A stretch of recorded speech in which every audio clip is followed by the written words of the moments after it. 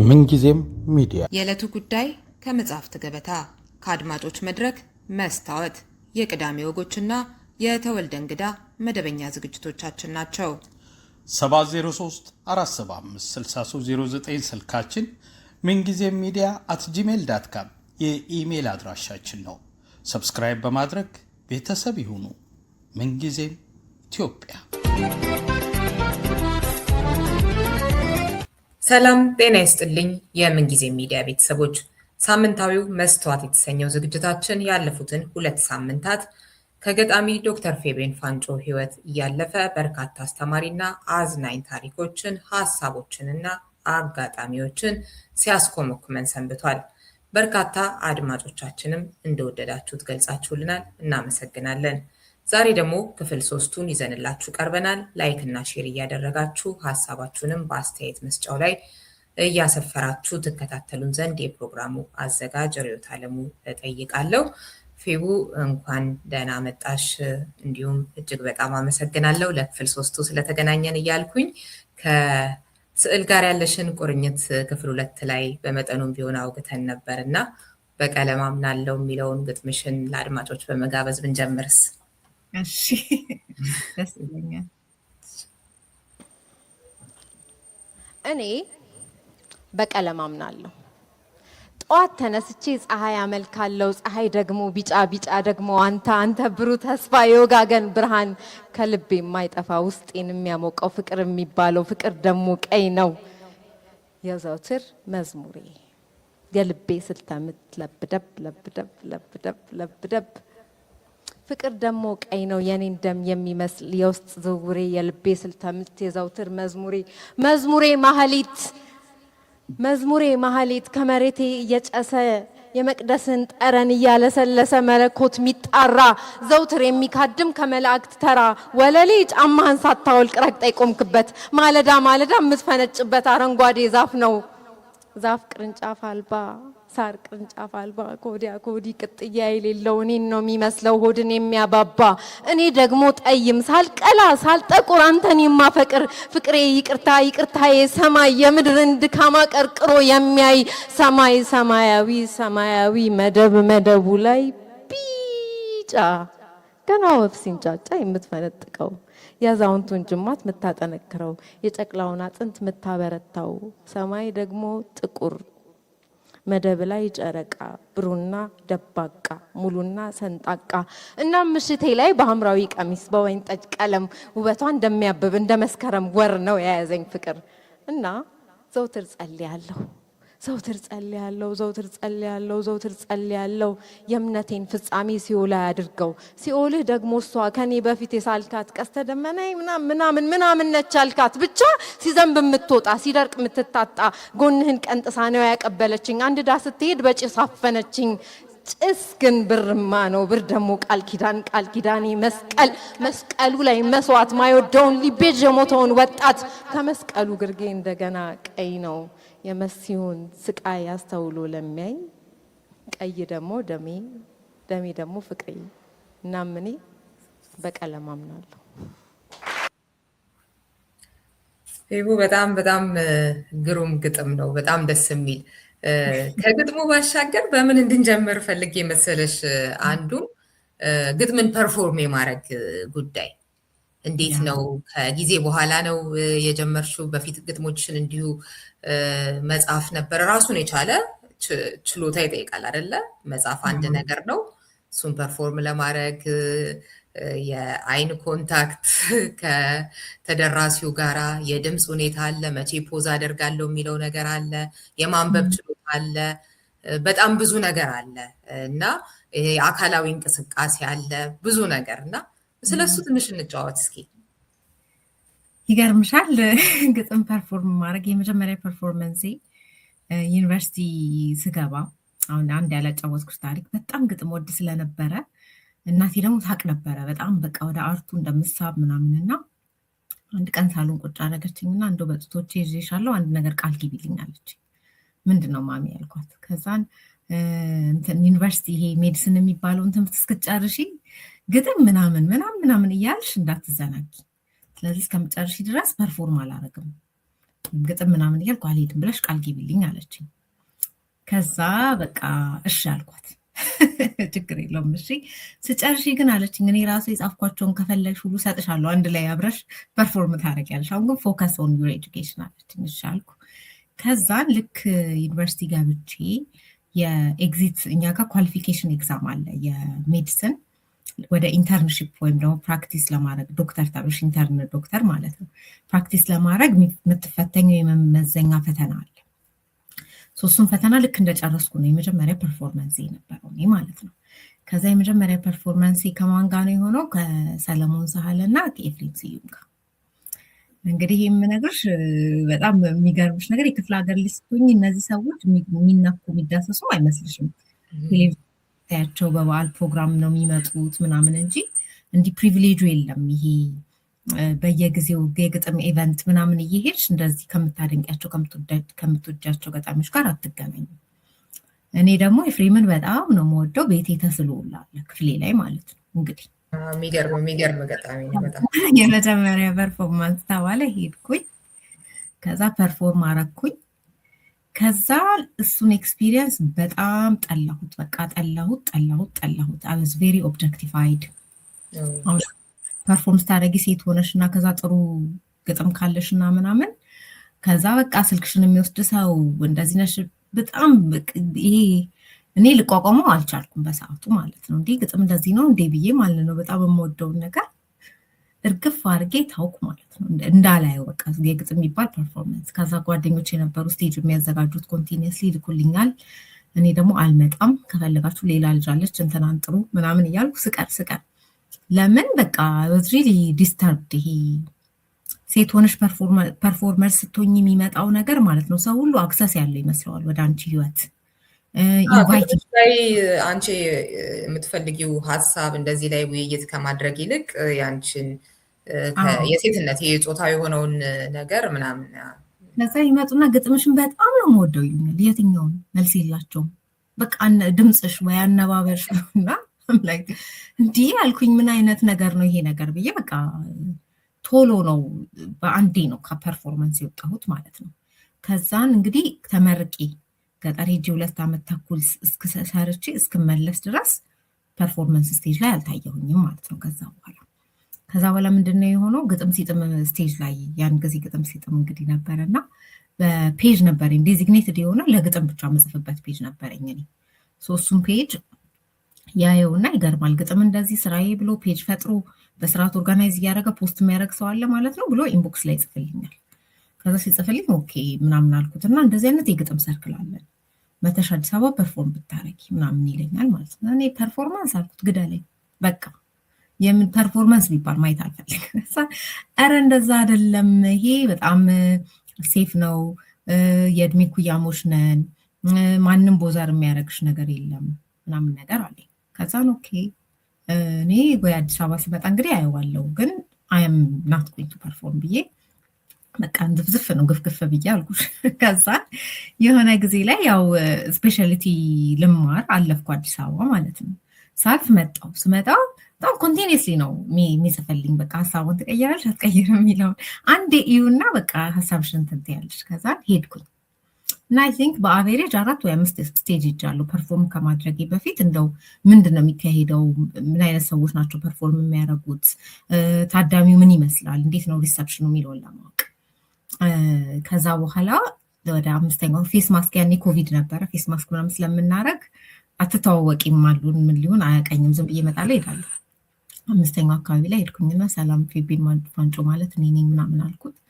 በጣም ኤክሳይትድ ሆነ። በቃ ኦ ማይ ጋድ እየመጣ 5ኛ ነው እየመጣ እያየኋችሁ ነው እንዴት እንደምትሆኑ ምናምን ብዬ ከዛ በሚቀጥለው ላይ ፐርፎርም አደርጋለሁ በቃ አልኩት። ፐርፎርም አደረኩኝ። በጣም እንትኑ ሪሰፕሽኑ ደግሞ ሌላ ኤክስፒሪየንስ ሆነልኝ። ይሄኛው የምር ግጥምን የሚወዱ አብረውሽ ኢቭን ስታነቢ አብረውሽ የሚቀመጡ የሚቆሙ ከግጥሙ ምትጋ አብረው እንትን የሚሉ ኦዲየንሶች አየው ማለት ነው። ለካ እንደዚህ ኤክስፒሪየንስ አለ። ከዛ በኋላ ነው ወደ ፐርፎርማንሱ የመጣሁት እና መጀመሪያ አካባቢ ማንበብ ነበረ። ይሄ የጻፍኩትን ነገር ቀጥታ ነበር የማነበው። በኋላ ላይ ግን በቃሌ ደግሞ ፐርፎርም ማድረግ የግጥሞቼን እያጠናኋቸው ለምን ከኦዲየንሱ ጋር በጣም እንድትነካክ ያደርግሻል። ይሄ ሚዲየም በመሀል ያለ ሚዲየም እየተነሳ ሲሄድ ከሰዎች ጋር ለመቀራረብ የህይወታዊ ንክኪን በደንብ እየፈቀደ ይመጣል እና ከዛ ወደ ፐርፎርመንሱ በቃል ወደ ማቅረቡ በጣም ማለት ነው።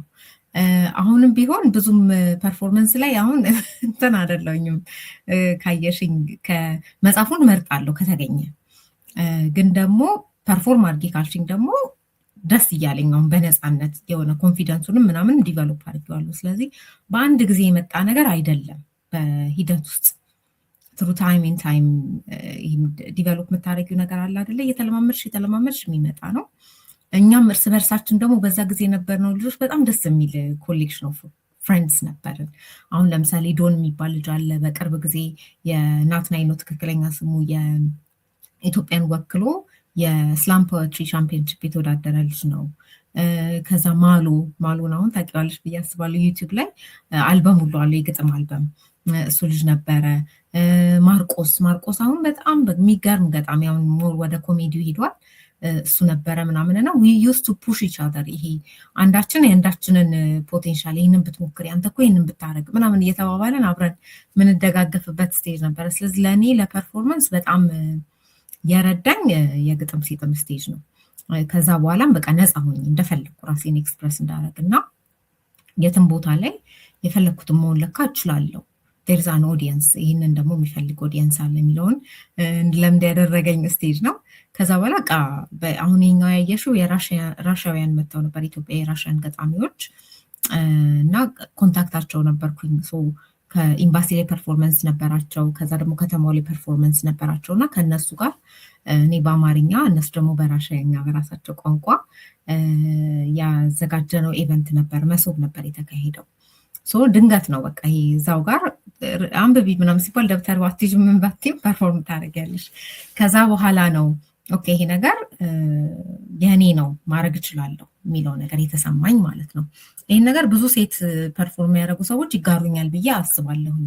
ሴቶችን በብዛት ከምናቀርበው ከምንናገረው ምናምን ነገር ይልቅ በቃ ይሄ የሆነ ቀን አብሬያት የመተኛት ተስፋ አለኝ በሚል በጣም ያስቀኝ፣ የሆነ ቀን አብራኝ ልተኛ ትችላለች በሚል ተስፋ የሚያደንቅሽ ሰው አለ እና የምር ሰብስተንሻል የሆነ አድናቆት አይሰጡሽም ስጠይቂያቸው እና መለያ መንገድም ሆኖልኛል። እኔ አሁን በጣም ነው ግጥሞችን መወዳው ምናምን ሰው ሲለኝ የትኛውን ዊች ዋን ስፔሲፊክሊ ስለምን ያወራል?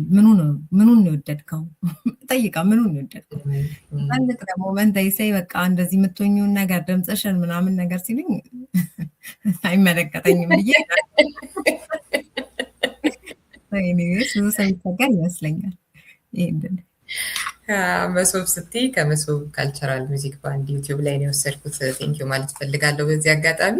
እንደው በቀለም አምናለው ከስዕል ጋር ያው የሆነ ባንዳች ከቀለምም ጋር የሚገናኝ ነገር አለው እና ቀለሞቹን እያቀረብሽ በጣም ደስ በሚል አይነት ሁኔታ ፍቅርን እያላበሽ ደግሞ የምትገልጸው ነገር አለና ምናልባት ሁለቱ አንድ ላይ ሆን ተብለው የሆነው የተሰሩት እሱን እስኪ እንትን ይመስለኝ የተነጣጠሉ ነገሮች ናቸው ብዬ አላስብም። ሙዚቃ ከስዕል፣ ስዕል ከስነ ግጥም ወይም ከስነ ጽሁፍ ምናምን የሚለያየ ነገር አይመስለኝም።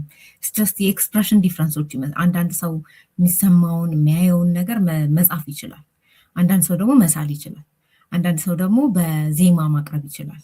ሁሉም ግን ሰው ጋርም ሄደው ኢንቮክ የሚያደርጉት ነገር ለምሳሌ ቻናል አይደሉ ማስተላለፊያ ናቸው። ስለዚህ ሰው ጋር ሲደርሱ የሚፈጥሩት ነገር ተቀራራቢ ነው ካስተዋልሽ።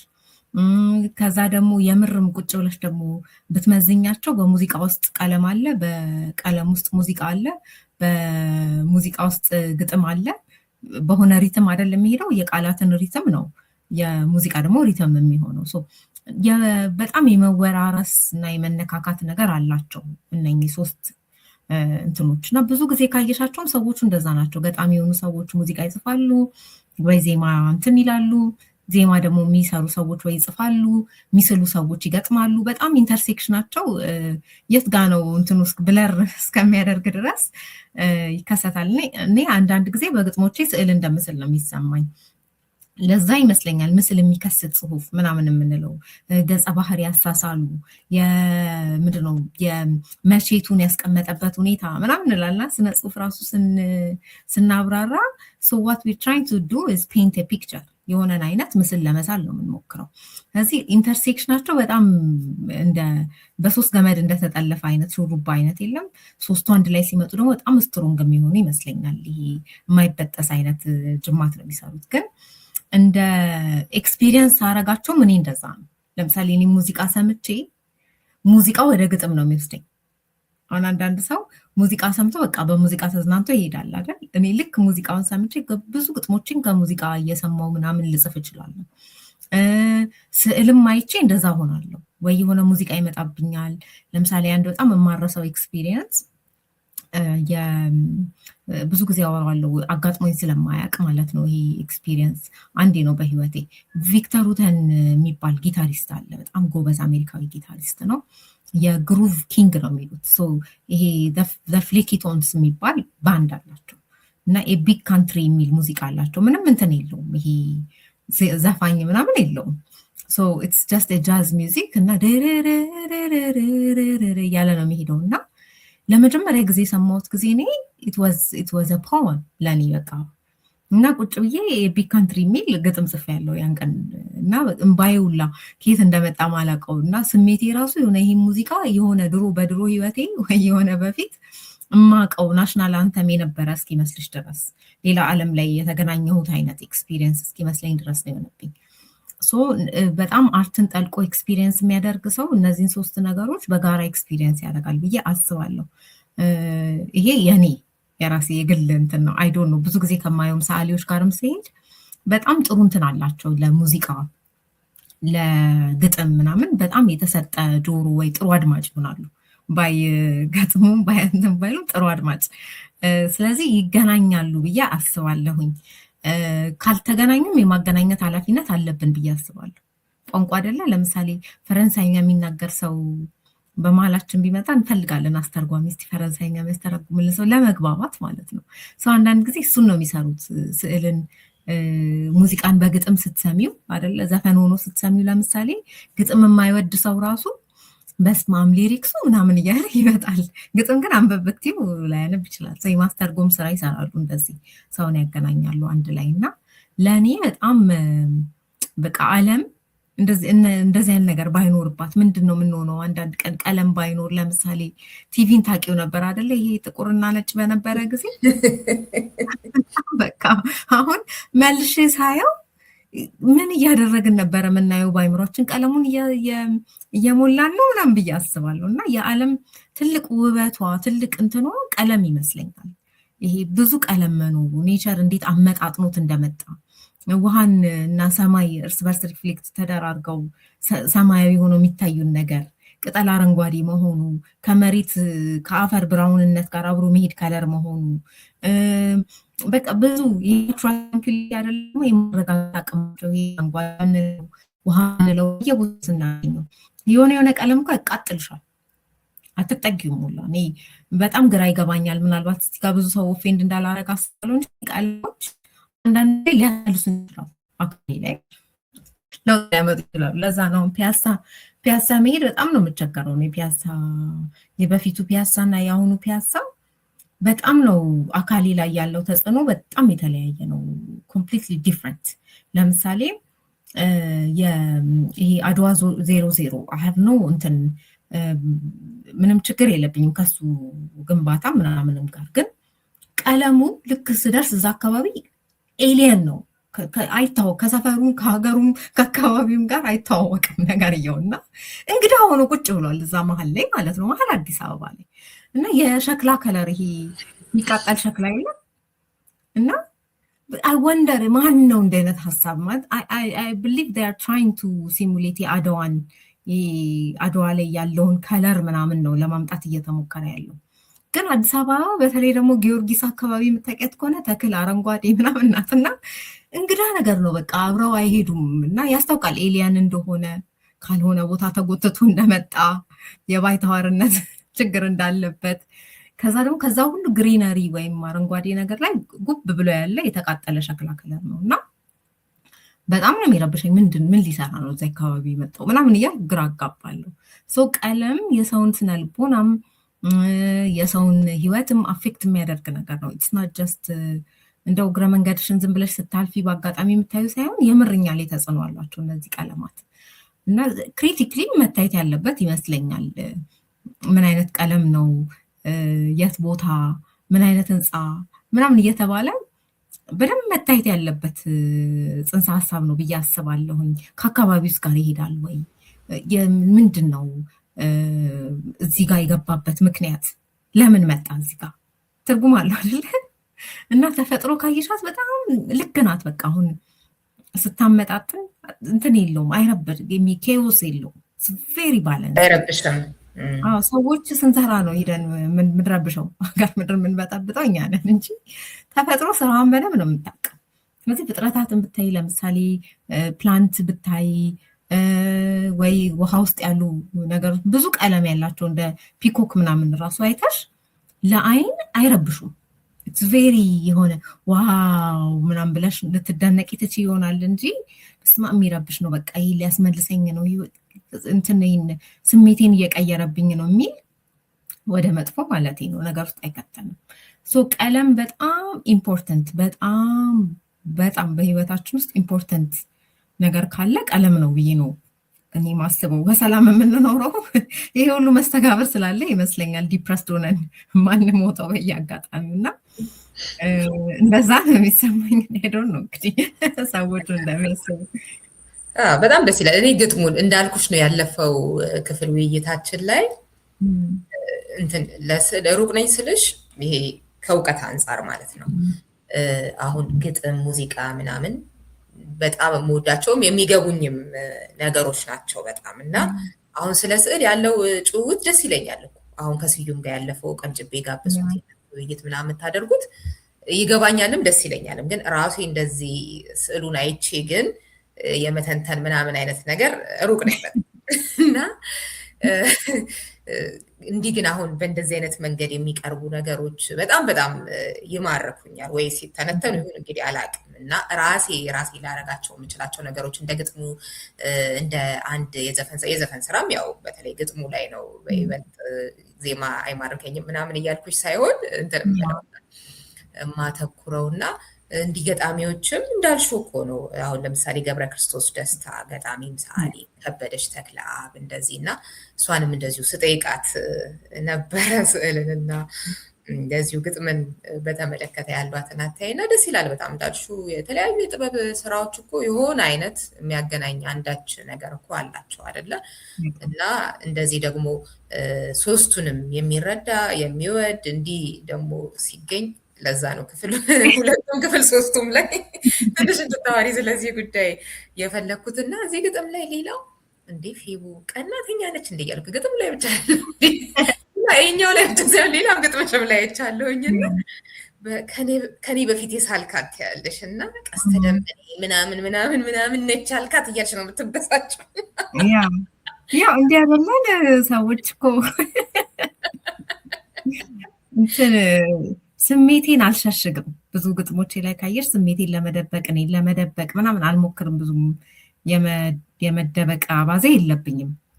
እኔ እንደውም ምን አስባለሁ እድለኛ ነኝ እንግሊዝኛ ግጥሞችን ብሶ አለማንበቡና ፔጁን ፌስቡክ ማጥፋቱ አልተጠቀምሽም ብሎ ለምን ያልጻፍኩት ነገር የለም። በቃ ያልጻፍኩት ስለ ስሜ አይቀር፣ ስለ እናቴ አይቀር፣ ስለ አባቴ አይቀር፣ ስለበላሁት አይቀር፣ ስለ ሁሉም ነገር ነው የምጽፈው እና ይህን ግጥም ስጽፈውም እንደዛው ነው ነገርየው። ለምሳሌ ምንድን ነው መሰለሽ እኔ በቀለም አምናለሁ ብላ ነው የምትነሳው። ጠዋት ተነስቼ ፀሐይ አመልካለሁ። ፀሐይ እንግዲህ አስቢያት እንዴት ጨለማ ለሆነ ቀን ምን አይነት ብርሃን ሰታ ቀለምን በቃ ቀለምን የምናየው እኮ በዛ ምክንያት ነው አይደለ? ከዛ በቃ ፀሐይ እንደዛ እንትን ብላ ትጀምራለች። ቀኗን ሂደት ነው ኢትስ ላይክ ሆል ዴይ ነው የሚካሄደው በዛ መንገድ ውስጥ ማለት ነው። እስከምትለብሰው ቀሚስ ድረስ የያዛት ፍቅር ምን የለበስኩት ቀሚስ ሐምራዊ ነው እንደዛ አይነት ቬሪ ሮያል ምናምን አይደል የሚባለው። የሐምራዊ ከለር እኮ ብዙ አይገኝም፣ ቀላቅሎ ለመስራት ከባድ ነው ምናምን የሚባል አይነት ቀለም ነው ሐምራዊ። እና ብዙ ጊዜ እንደውም ነገስታት ነበሩ በፊት ላይ አፎርድ የሚያደርጉት እሱን ቀለም። ስለዚህ ብዙ ሰው አይለብሰውም።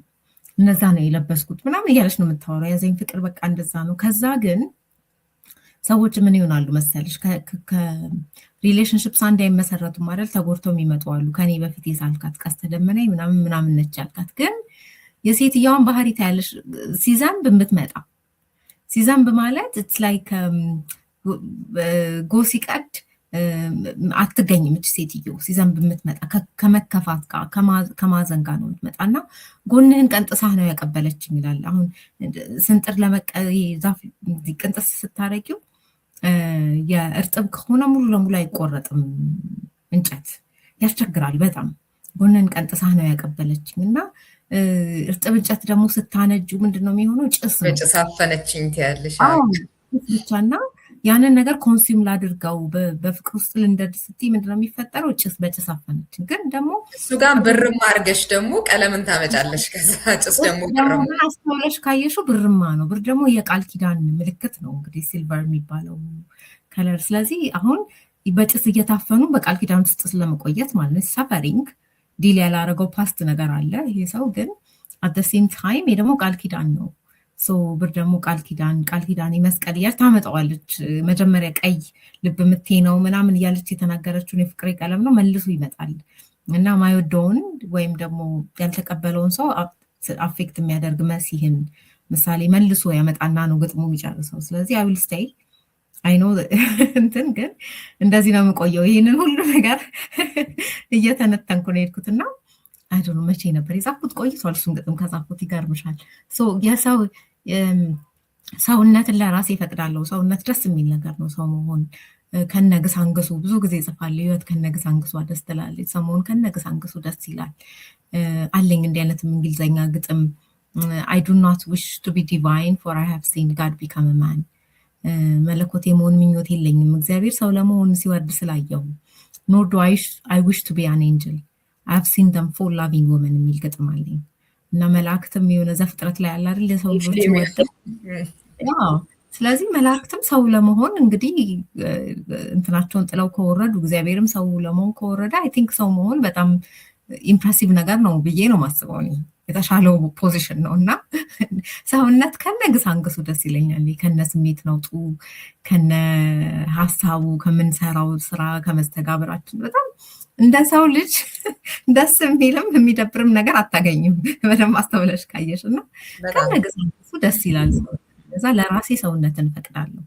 ይሄ መሰበርንም መጠንከርንም ማዘንንም መደሰትንም ፉል ሬንጅ ሰው የመሆንን ሬንጅ ሰጠዋለሁ። በቃ ሰው አይደለም ላለው አንዳንድ ጊዜ ሰዎችም ሲያስቀይሙኝ እንደዛ ነው። ብዙ ጊዜ ሰዎች አይደሉ ነው ምለው ብዙም ሰርፕራይዝድ አልሆንም። ሰዎች ብዙ ነገር ያደርጋሉ በሚል እና አይ ቲንክ ከዛ የመጣ ይመስለኛል ግጥሞቼ ላይ የምታዩ የስሜት ግልጽነት፣ ይሄ ትዝብት ያለ መፍራት፣ ነፃ የመሆን ነገር የሚመጣው ከዛ ይመስለኛል። እና ይሄን ግጥም በጣም ነው የምወደው። በተለይ ይሄ ሰማይ ሰማይ ሰማያዊ የምድርን ድካም አቀርቅሮ የሚያይ ይላል እና ሰማይና ምድር አሁን ተነጣጥሎ አያውቁም። በቃ እንደዚህ እያየ ማለት ነው። ምድር ትንቀጠቀጣለች፣ ቮልካኖ እንትን ይልባታል፣ ማጥሮ ነገር የለም ምድር። ሰማይ በቃ እንደዚህ ብሎ እና አቀርቅሮ የሚያይ የሆነ አይነት ቸርነት የሚጠይቅ ይመስለኛል ዘወትር እንደዚህ አይነት ነገርን እያዩ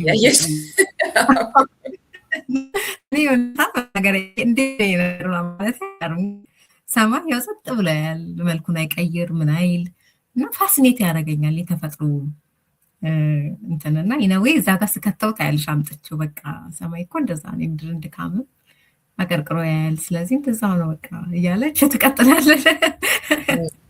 በጣም ደስ ይላል፣ በጣም ደስ ይላል ፌብዬ።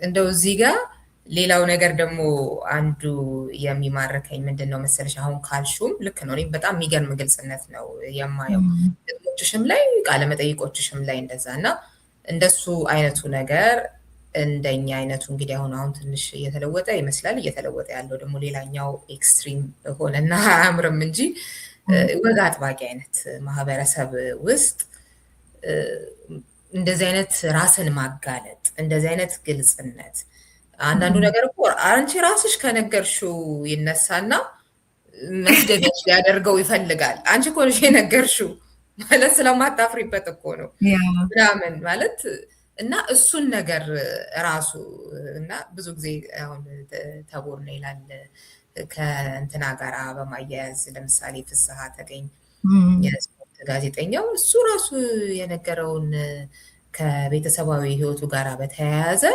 ራሱ ቃለ መጠይቅ ራሱ ፈልጎ የተናገረውን ነገር ወይ ዘገባው ካላስደሰታቸው ወይ የሆነ ነገር ልክ ወይ እንደ ስድብ ነገር ሲያመጡት ምሳሌ ያደረገ ራሱ የነገር የሚለው ነገር እኔ በጣም የምታዘበው ነገር ነው። እና እሱ ነገር መጀመሪያ ላይ እንዲህ አይነት ተጋልጦ ባህሪሽ ስለሆነ ብቻ ይዘሽው የመጣሽው ነገር ነው ወይስ ይሄንን በደንብ አድርገሽ የማህበረሰቡንም ሁኔታ አንደርስታንድ አድርገሽ ራስሽ ላይ ሰርተሽ ነው እንደዚህ አይነት ፊድባኮች ቢመጡ ሊሰብሩኝ አይችሉም ምናምን የሚለውንም ነገር ወይስ ደግሞ በሂደት ውስጥ እሱንም ማዳበሽ? እሱ እስኪ እናውራ። እድገቴ ላይ ያው ነፃነት እስከ ጥግ ነው ብዬሻለሁ። የፈለግሽውን ነገር የመሆን የማሰብ የመናገር ሙሉ መብት አለሽ። ሙሉ መብት ማለት ኩዌስችን፣ እኛ ቤት ውስጥ ኩዌስችን የማይደረግ ነገር የለም። በቃ እንወያይበታለን።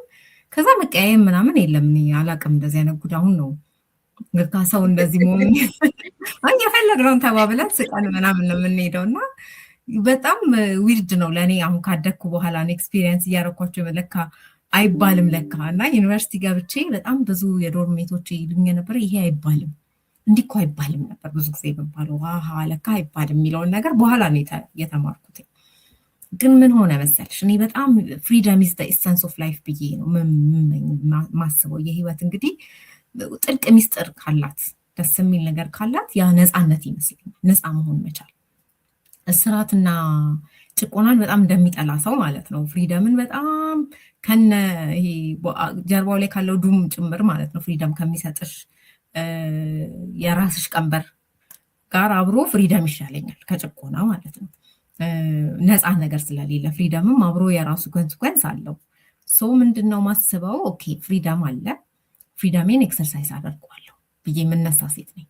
ስነሳ ምንም በማልክድሽ ሁኔታ በጣም ብዙ ባክላሽ ነው ከልጅነት ጀምሮ ነው የነበሩ ባክላሾች አሉ። እነዛን ባክላሾች ግን እንዴት ነው ማስበው አሁን ባስተካክል ራሴ አሁን ባስተካክል ፊት ለማድረግ ምናምን ይቆማል ወይ ሞክሬ አውቃለሁ። እስቲ እኔ አሁን እንደው ለዚህ ለእንትኑ ይሄ አላለ ልሁን ነው እስቲ ብለሽ ብትይ አይቀርም ሳየው አይቀርልሽም ነው የምልሽ።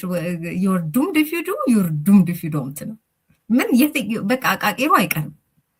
እና አየሁትኝና ኦኬ ሶ አይ ሃቭ ቱ ሜክ አ ቾይስ ማለት ነው። ምርጫ መምረጥ አለብኝ ቆም ብዬ ማለት ነው መምረጥ አለብኝ። ስለዚህ ከፍሪደሜ ጋር የሚመጣውን ኮንሲኩዌንስ ብቀበል ይሻለኛል ራሴን ሳልሆን ለራሴ። ሰው ታማኝ መሆን ያለበት ለራሱ ነው ብዬ ነው ማስበው። ምክንያቱም በኋላ እኔ ከራሴ ጋር ብዙ ሰዓት ማሳለፍ ሰው ነኝ። ከራሴ ጋር ነው ብዙ ነገር ያለው መውጣት እስኪከብደኝ ጭንቅላቴን ለምሳሌ ወደዋለሁ። አንድ አይባልም ከምባለው ነገሮች ውስጥ እኔ ጭንቅላቴ ውስጥ ነኝ እላለሁ። ነኝ በቃ ተውኝ። አሁን አም ስፔንዲንግ ታይም ኢን ማይ ብሬን አይ ላቭ ኢት ኢትስ አ ቢዩቲፉል ፕሌስ ቱ ቢ እና ኢንጆይ ማድረገው ቦታ ነው ምናምን እና ኦኬ ስለዚህ አልኩኝ ምርጫ መምረጥ አለብን። ስለዚህ የግልጽነቴ ቪክቲም መሆን ይችላል ኦር vulnerability is power it's not ቪክቲም መሆን አይደለም የተለየ ነገር ነው። ለምሳሌ ሰው በጣም የሚያጠቃሽ ጎርጎሮ አንቺ ልደብቂ የሞከርሽው ነገር ላይ ሲደርስበት በጣም ለምሳሌ እኔ አሁን ማግባቴን በጣም የምደብቅ ሴት በሆን ማለት ነው ሰው ፈልፍሎ ይሄድና ባለትዳር ናት ይዋት ተመልከቷት ውሸቷን ነው ምናምን ይላል።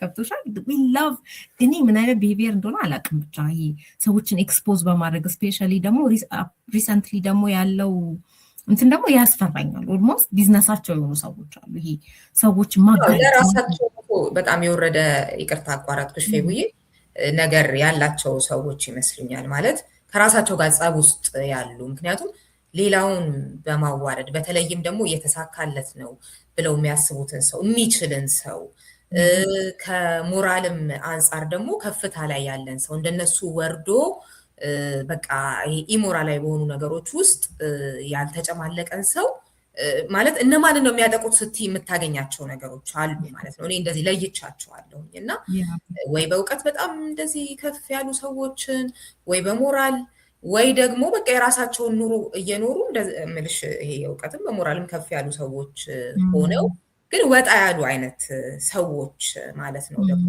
አይ ብዙ ጊዜ ማህበረሰብ ያስቀመጣቸው ምናምን የሚባሉ ነገሮች ሆኖ ልክ አይደለም ያሏቸውን ነገሮች ለመጋፈጥ የሚደፍሩ አይነት ሰዎች ሊሆኑ ይችላሉ።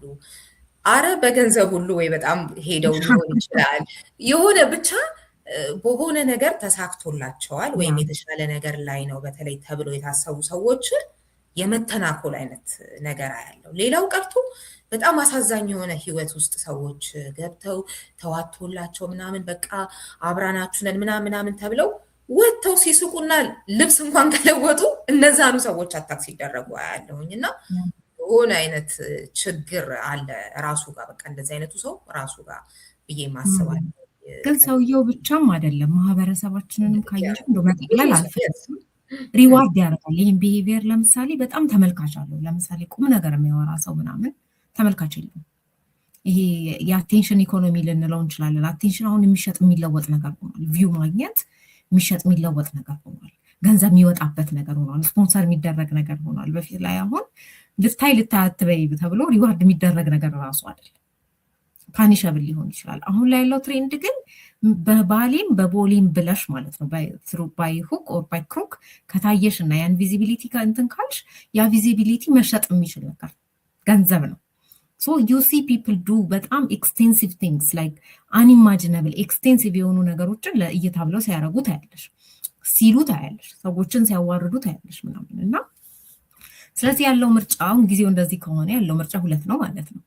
ስለዚህ እኔ ፈቅጄ በራሴ ኤጀንሲ በራሴ ሚዲያ በራሴ መንገድ ወይ መናገር ካልሆነ እንግዲህ ደግሞ ሌላ ሰው ይናገራል ማለት ነው።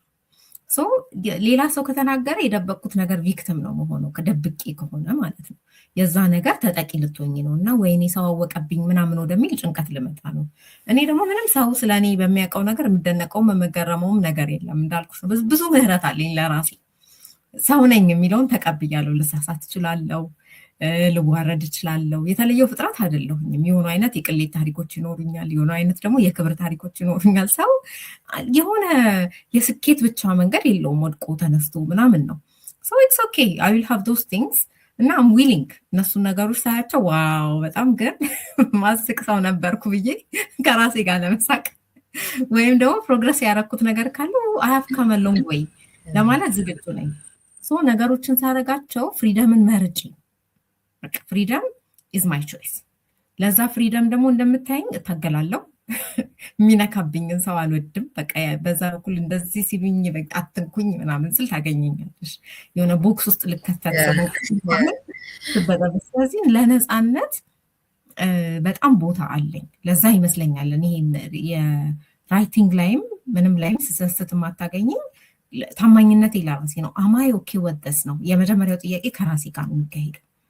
ከራሴ ጋር ዲል አድርጌያለሁ ወይ ሊመጣ ለሚችለው ነገር ሶሳይቲ ብዙ ኦፒኒየን ይኖረዋል። ዝግጁ ነኝ ወይ? መጀመሪያ ራሴ ጋር የምሰራው የሆነ ነገር ቢባል ዱዋይ ኬር ስለዚህ ጉዳይ ላይ ኢሞሽኖቼ እንዴት ናቸው? ምንም እሱን ከጨረስኩ በኋላ ነው አንድ ነገር ማወጣው። ስለዚህ በቃ ላይክ እንትንህን ምናምን አንብበ ነው ያ እንደዛም ብዬ ነው ብዬ ነበር ልልሽ አንዳንድ እንደዛ ብዬ ነው ምቀርብ ሰው ነኝ ብዬ ሄዳለሁ እንጂ ስታክ አርጎ ሚዘኝ ነገር አይደለም። ስለዚህ I will not fall victim በዚህ ጉዳይ ላይ ቪክቲም የመሆን እንትን ይለ ለዛው ብዙ ጊዜ ይገርመኛል። የሰዎች ያቆጡት የሚያወጡ ሰዎች አሉ። በጣም ነው የሚገርመኝ እንግዲህ እና አሁን የፖርኖግራፊ ስታሪንግ ነው አምጥተሽ ራቁቷን ብታወጪ ብዙ የምትደነቅ አይመስለኝም። እንዴ የበለጠ ሽጡልኝ ምናምን ነው የምትል። ለምን ፈቅዳና ወዳ ነው ያወጣችው አይደል?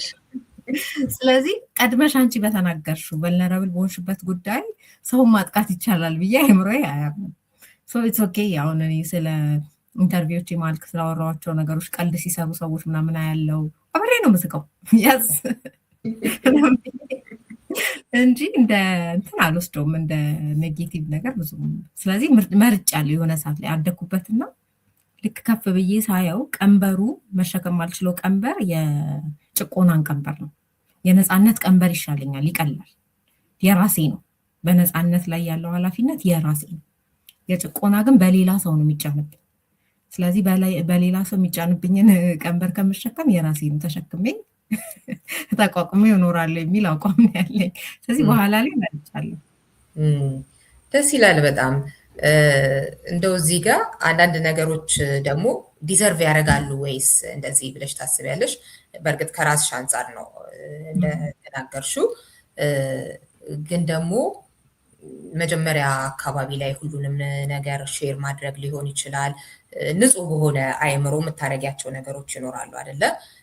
ያው አሁን በደንብ አድርገሽ አውቀሽው በሂደት እንደ ማህበረሰብ ምን እንመስላለን የሚለውን ሁላችንም እዛ ውስጥ ባንጨፈለቅም ግን ቀላል የማይባል ቁጥር ያለው ሰው ምን አይነት ነው የሚለውን አውቀሽው አይ ዶንት ኬር ብለሽ የምትጓዡ እንደዚሁ አይነት ጉዞ አለ። በሌላ በኩል ደግሞ አንዳንድ ሰዎች የሚያደርጉበት ነገር ደግሞ ለማህበረሰብ ካላቸው ክብር ይሆንና ያ ክብር ደግሞ አንዳንዴ ማህበረሰቡ ዲዘርቭ የማያደርገው ይሆንና ማለት እንዲህ ነው ጨዋ ነው እንትን ነው ተብሎ ማለት ነው።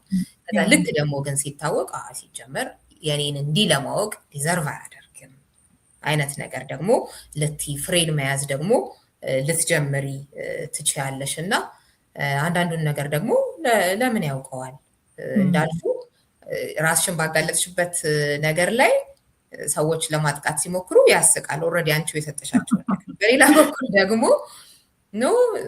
ላሰጭ ትችላለሽ። ድብቅ ስለሆነ ላይሆን ይችላል፣ ባህሪሽ ስለሆነ ሊሆን ይችላል፣ ዲዘርቭ አያደርግም ብለሽ ሊሆን ይችላል ምናምን። ቢያወጣው ግን ምንም የምታፍሪበት ነገር ላይሆን ይችላል ምናምን እና እሱንሳ ይገባዋል አይገባውም የሚለውን ታያለሽ ወይስ ደግሞ ኖ እሱን ነገር የምገመግመው ከዛኛው ከውጭ አካል አንጻር አይደለም አይነትም ከሆነም ለምሳሌ እኔ የሰዎችን ፓተርን በጣም አይምሮዬ እንትን ይላል አያለሁ። ሰው ፓተርኑ ለምሳሌ በጣም የሚያሳዝኑኝ ሰዎች አሉ። ለምሳሌ እንደው እንትኔ ውስጥ ብደብቃቸው በጉያዬ ብሸሽጋቸው ምናምን የምትያቸው ልጆች አሉ። ለምሳሌ አሁን ላይ በጣም ፖድካስቶች ፈልተዋል፣ አስተውለሽ እንደሆነ አላውቅም። እና ትንንሽ ልጆች የ21 ዓመት የ22 ዓመት ገና ያልበሰሉ አስተሳሰባቸውን በስነስርዓት ገና አለ አይደለ በእውቀት በብዙ ማንበብ ምናምን የሚያሰሩ ልጆች ይቀርቡና ጥያቄ ጠይቋቸዋል። ብዙ ጊዜ ደግሞ ወንዶች ናቸው ኢንተርቪወሮቹ። በቃ ይሄ ሬስኪው ማድረግ ብችል እንደ ጭልፊት ልጆቹን ነጥቅ አድርጌ ከዛ ፖድካስት እና እንትን ያወራሉ። በቃ እኔ ባሌ እንዲሆን የምፈልገው እንደዚህ አይነት ሰው ነው ምናምን እያሉ ዲጂታል ኤቪደንስ ነው ራሳቸው ላይ የሚያስቀሩት። እና አይራሩላቸውም። ጠያቂዎቹም እንትናቸውን ካየሽ ኢምፓቲ የላቸውም። ምንድነው አላማቸው? ሂት የሚደረግ ኮንትሮቨርሻል የሆነ በጣም ቪው ሊገኝበት የሚችል ስቴትመንት እንዲናገሩ ነው የሚፈልገው። ሰው ታያለሽ ፑሽ ሲያደርጓቸው ወደዛ ወሬ እንዲገቡላቸው ማለት ነው። እና ይህ አቀባብለው ነው ለማህበረሰብ የሚሰጧቸው እነዚህ ልጆች። ከዛ ክሊፕ ተደርጎ ሲወጣም ራሱ ያስታውቃል ማስታወቂያው ልጆቹን ከዛ ማህበረሰብ ቅጥቅጥ እንዳይነሱ አድርጎ ማለት ነው። አንቺ ደግሞ ማነኝ ነው የምትይው? ከየት ነው የመጣሽው? ለስሙ ዶክተር ነሽ ምናምን ልካቸውን በቃ ማህበረሰብ ይነግራቸዋል። እና እንደዚህ አይነት ሞመንትስ ላይ ምንላለው አይ ዊሽ እኛ ያልተቀዱ ብዙ ያልኳቸው ነገሮች አሉ። ያልተቀዱ ኤቪደንስ የሌለባቸው ግን ድሮ ልጅ እያለው ለውትሻላ ወይ የሃይማኖት መገለጥ መስሉኝ ያልኳቸው ነገሮች አሉ። በኋላ በብዙ ማንበብ በብዙ ተሳስቼ ነበረ። ለካ ይሄ ነገር እንደዚህ ነው እያልኩች ለምን ስላልተደበቀላቸው ስላልተሸሸጉ ኢምፓቲ ስለሌለ ቆይች ልጅ ናት የምታወራው ነገር ገና በብዙ ነገር አልተፈተሸም። ቆይ ሚዲያ ላይ ከመምጣቷ በፊት ሌትስ አላደል አብረን ፌሎሽፕ እናርግ። ለምሳሌ አይዲያ የለው ነው ምንሽ አቀባብለው እና በጣም ብዙ ይጠሩኛል አሁን ፖድካስቶች እኔ አልሄድም ስለማቅ ለምን እንደሚጠሩኝ እና ምን አስብለው ምን ሊያገኙብኝ እንደሆነ። ስለዚህ እኔ ኮሞዲቲ የመሆን ለሆነ ነገር የመነገጃ እንትን የመሆን እቅድ በጣም ኢንቴንሽናል ነኝ። ለምሳሌ አንቺ ጋር ስመጣ ኢንቴንሽናል ነኝ ሪዮትዬ እኔ ምክንያቱም በጣም የማደንቅሽ ሰው ነሽ። አይ ኖ ዩ እንዴት እንደመጣሽ ይሄን መንገድ አውቀዋለሁ። ጋዜጠኝነት ላይ ያለሽን ቦታ አውቀዋለሁ። እና ሰው አሁን ይመስለዋል የሆነ ሚዲያ ስላለ እንደዚህ ብዬ መጣሁ። ኖ አክቹሊ እንደ ባይኔ በሌን እንዲበስት ካላቸው ሰዎች ማለት ስለዚህ ሚኒንግፉል ነው ኢንተርቪው ማለት የሆነኛውን ፖድካስት ለምሳሌ ጋር ይጀመሩ ልጆች አትንትሉ ልጆች ምንና ስለዚህ ሳካላቸው ምናምን የምትሄድባቸው አጋጣሚዎች አሉ። ከዛ ውጭ ኢንቴንሽናል ነኝ። ስፔሻሊ ሌላ ሰው ኤጀንሲ ካለው በዛ ጉዳይ ላይ የቅጁ መብት ካለው በዛ ጉዳይ ላይ ተጠቃሚው ገንዘቡን የሚሰራው ማን ነው የሚለውን ማቅ ከሆነ በጣም ኢንቴንሽናል ሆናለሁ። ስለዚህ እነዚህ ምርጫዎች ክሪቲክሊ ነው ሴቶች በተለይ እንዲያዩት የምፈልገው። ዋይ ዋይ ለምንድን ነው? እና የምር ወደዋችሁ ነው ወይ? አይዲዎቻቸው የምታነሱት ሀሳብ ግሩምና ድንቅ ሆኖ ነው ወይ እየጠሯችሁ ያሉት ነው? እየተነገደባችሁ ነው? ከዛ በኋላ ምን ተከሰተባችሁ? አሁን አንድ ነገር ቫይራል ከወጣ በኋላ እኮ ለአንቺ የሚያመጣው ነገር አለ። ምን አመጣ? ለምሳሌ ሚዲያው ገንዘብ አግኝቷል። ገንዘብ አመጣ ለእነዚህ ሴቶች። ሚዲያው የሆነ ቪው አግኝቷል። ለአንቺ ምንድን ነው ባክላሽ፣ ስድብ አይደል? ብዙ ጊዜ ሴቶች ላይ የሚከሰተው ከዛ ከፍተኛ የሆነ ሳይኮሎጂካል የሆነ ዲስትረስ ውስጥ እስኪገቡ እነዚህ ሴቶች ማለት ነው፣ ከሚዲያ እስኪጠፉ በቃ ቅጥቅጥ ነው የሚደረጉት። ኢንዳት ኬዝ አይ ዶ ሪኮመንድ መጀመሪያ ሴፍ ስፔስ ላይ ነኝ ወይ? ከማን ጋር ምንድን ነው ማወራው? ይሄ ሰውዬ የእኔ ቪዲዮ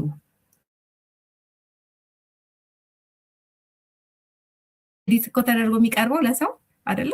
የሆነ ፓርቱ ነው። ስለዚህ ኤዲት ያልተደረገ ደግሞ አለ ማለት ነው። ሮ ማቴሪያል እጁ ላይ ቢቀመጥ ሴፍ ነኝ ወይ? እማምነው ሰው ነው ወይ? ስለዚህ በጣም በጥንቃቄ ነው ይህንን የሚዲያ ስፔስን ናቪጌት የማደርገው። ከዛ ሳልፍ ግን የራሴ ሶሻል ሚዲያ ሲሆን ብዙ ቀን እንደው ምን በጣም ነው ብሎክ የማደርገው። ብሎክ በማድረግ የሚደርስብኝ ያለ አይመስለኝም። ምንም እንትን የለኝም። ይሄ የራሴ ሚዲያ ነው። ስለዚህ የራሴን ነገር ነው ማደርግበት። ሰው የራሱ ሚዲያ አለው፣ ተሰጥቶታል። ለየግላችን ፕሮፋይላችሁን እዚህ ጋር አስቀምጡ ተብለናል። ስለዚህ ሄዶ ማለት ነው። ስለዚህ በጣም ብሎክ አለው። ላይክ ኔጌቲቭ ነገር ከመሰለኝ በጣም አታክ የሚያደርጉ ሰዎች፣ አንዳንድ ሰዎች ፎቶሽን ለጥፈውላ ነው እንትን የሚሉሽ እቺ ደግሞ ምናምን እያሉ የሚናገሩት ነው። እንደዛ ምናምን ሲሉ ኦኬ አይና ብሎክ አምናት ሬዲ ፎር ዩ። ስለዚህ አክሰስ እና ታይም ነው የምነሳው እንደዚህ አይነትን ሰው ወደ እኔ የሚቀርብበት እድል እንዳይኖረው ከጊዜ ተቆርጦ ለዚህ ሰው እንዳይደርስ ነው ማለት ነው። ለምን ጊዜ በጣም ፕሬሸስ ነው። ዘላለም የምንኖር ፍጥረታት አይደለንም ምድር ላይ። ከዛ ደግሞ አክሰስ በጣም ፕሬሸስ ነው። አክሰስ ማለት ለምሳሌ እኔ የሰውነቴ አክሰስ ባለቤቴ ብቻ ነው ያለው፣ በቃ ሌላ ሰው የለውም ይሄ አክሰስ። እና እነግራችኋለሁ፣ ልጠሩኝ ካሰባችሁ ስሜ ፌቤን ነው፣ ጮክ ብላችሁ ጥሩ እዞራለሁ። በጣም ደግሞ በጣም አልሰማ ብዬ ካስቸገርኩ አም ኦኬ ወደስ እዚህ ጋር ታፕ ብታረጉኝ። ከዛ ውጭ መነካት አልፈልግም። ከራስ ቅሌ እስከ እግር ደስተኛ አይደለሁም። እናገራ ይሄ እዚህ ጋር ያልኩኝ ማለት ነው። ሶ ባውንደሪዎች አሉ፣ እነሱን ክሊርሊ ማስመር ነው። ማን መግባት ይችላል፣ ማን መግባት አይችልም የሚለውን በጣም መምረጥ ይፈልጋል። ስለዚህ ምንድነው አርት የሚሰጥሽ አንደኛው ነገር ሁሉም ነገር ሊትራል አይደለም። ስለዚህ ሁሉን ነገር ሊትራሊ አትይም። ስለዚህ የምታለፍ እድሉ ከፍተኛ ይሆናል። አንደኛ ይሄ ሮል ከምንናገራቸው ማለት ነው። አርት የምመርጥበት መወድበት የማመሳጠርም የማስዋብም ከዛ ደግሞ ቅርጽና ቀለሙን የመቀየርም እድል ይሰጥሻል የምትጽፊውን ነገር። ከዛ ውጭ ግን ሮ ከሆነና እንደዚህ ፊት ለፊት የሚነገር ነገር ከሆነ ብዙ ጊዜ በተቻለ መጠን እንትን እላለሁ፣ የሆነ ራሴን ሰብሰብ ለማድረግ እሞክራለሁ። ሴፍ ነኝ፣ ሴኪዩር ነኝ፣ ከነዚህ ሰዎች ጋር ተግባብቻለሁ ብዬ ሳስብ ነው በተቻለኝ መጠን ኢንጌጅ ማደርገው። ከዛ ውጭም ላይክ ኦኬ በራሴ ሚዲያ ነው፣ ስለዚህ የማጥፋት ራሱ እድል አለኝ። ገብቶሻል? የሆነ አስቤ አንዳንድ ነገሮችን ኤዲት የማድረግ የማጥፋት ሀሳቤን የመቀየር ባለፈው እንደዚህ ብዬ ነበረ። አሁን ሳስበው ብዙ ብያለሁ። እንደዚህ አሁን ፖስቶችን ብታይ እንትን ብዬ ነበር። አሁን ሳስበው ግን ተሳስቻለሁ ማለት እድል ይሰጠኛል። የሆነ ሰው ሚዲያ ላይ ካለ ግን ጊዜ እየጠበቀ ያመጣብሻል። እንደዚህ እኮ ብላ ነበር፣ እንደዚህ እኮ ብላ ነበር። ኤክስፕሌን የማድረግ እንኳን እንትን አይሰጡሽም። ይሄ አላለ ይሄን ነገር ልናወጣው ነው ምናምን ብለው እንደ ፕሮፌሽናል ጋዜጠኛ ማለት ነው ኦፒኒየን አለሽ ወይ ሀሳብ አለሽ ወይ ስለዚህ ጉዳይ እንኳን አይሉሽም። እና በጣም ነው የሚገርመኝ። በቃ እኔ አሁን ጨዋነትም ይመስለኛል አይደለ ሰውን እንደዚህ እንትን ከማለት በፊት ለዛ ሰው እንደው ሄድስ አፕ እንዲህ አይነት ነገሮች ላይ ልንወያይ ነው፣ ያንተን ጽሁፍ ልንጠቀም ነው፣ ያንተን ንግግር ልንጠቀም ነው፣ አንተ ካልከው ውስጥ ቀንጭበን የምንወስደው ነገር አለ ምናምን ይባላል። አይ ዶንት ሲ እንደዚህ አይነት ዲሰንሲዎች በጣም ጥቂት ሰዎች ናቸው ያላቸው። እና ይህንን ነገር ስላየው ያን ዲሰንሲ ላላቸው ሰዎች አክሰስ እና ጊዜ እሰጣለሁ። ያን ጨዋነት ሳላይ ስቀር በጣም ብዙ ሰው ነው ከህይወቴ ብሎክ በማድረግ ሪሙቭ በማድረግ ምናምን በቃ ሰላማዊ ህይወት ኖርና ትላለሁ። ሲያልፍ ግን ፋይተርም ነው ይታየሽኝ። በጣም መስመር ሲያልፍ ደግሞ ለመጋጨት የሚመለስ ለስላሳ ሰው አይደለሁኝ። ለራሴ መብት በጣም አድቮኬት ማድረግ እችላለሁኝ። ድምፄን ተጠቅሜ ለዛ አልቸገርም። ለብዙ ሰው ግን ቴክ ዩር ታይም፣ በተለይ ያንግ ከሆኑ ማለት የምፈልገው ፕሊዝ ቴክ ዩር ታይም። ከዛ ደግሞ ኦፒኒየን ፎርም ተደርጎ የሚያልቅ ነገር አይደለም። ስለዚህ እንትን ዊንዶ አስቀምጡ። 5% ብትሆን 10% ብትሆን እርግጠኛነትን ማስወገድ። እርግጠኛ ነኝ እንደዚህ ነው ከማለት ይልቅ ይመስለኛል አሁን የደረስኩበት ይሄ ነው፣ ከጥቂት ጊዜ በኋላ እንዲያስብ ይሆን አይሆን አላውቅም የምትል አለች አይደል? የማርያም መንገድ ጋሽ ነብይ የማርያም መንገድም ነው ለአንቺም እንደዛ አድርጎ ማሰቡ ልክ ነው። እንድትማሪ ያደርግሻል፣ እንድታድግ ያደርግሻል። ልሳሳት እኮ እችላለሁ እዚህ ጉዳይ ላይ ማለቱ ነገ ብትሳሳቺ እንድታርሚ እንዳትዘጊ ለራስሽም ያደርጋል። ልክ ነው በጣም።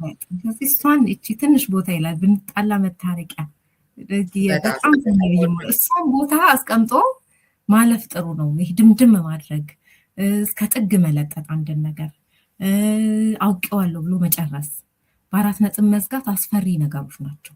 እንደ አሳቢ ሰውም ይሄ ኮግኒቲቭ ፍሌክሲቢሊቲ ያስፈልጋል።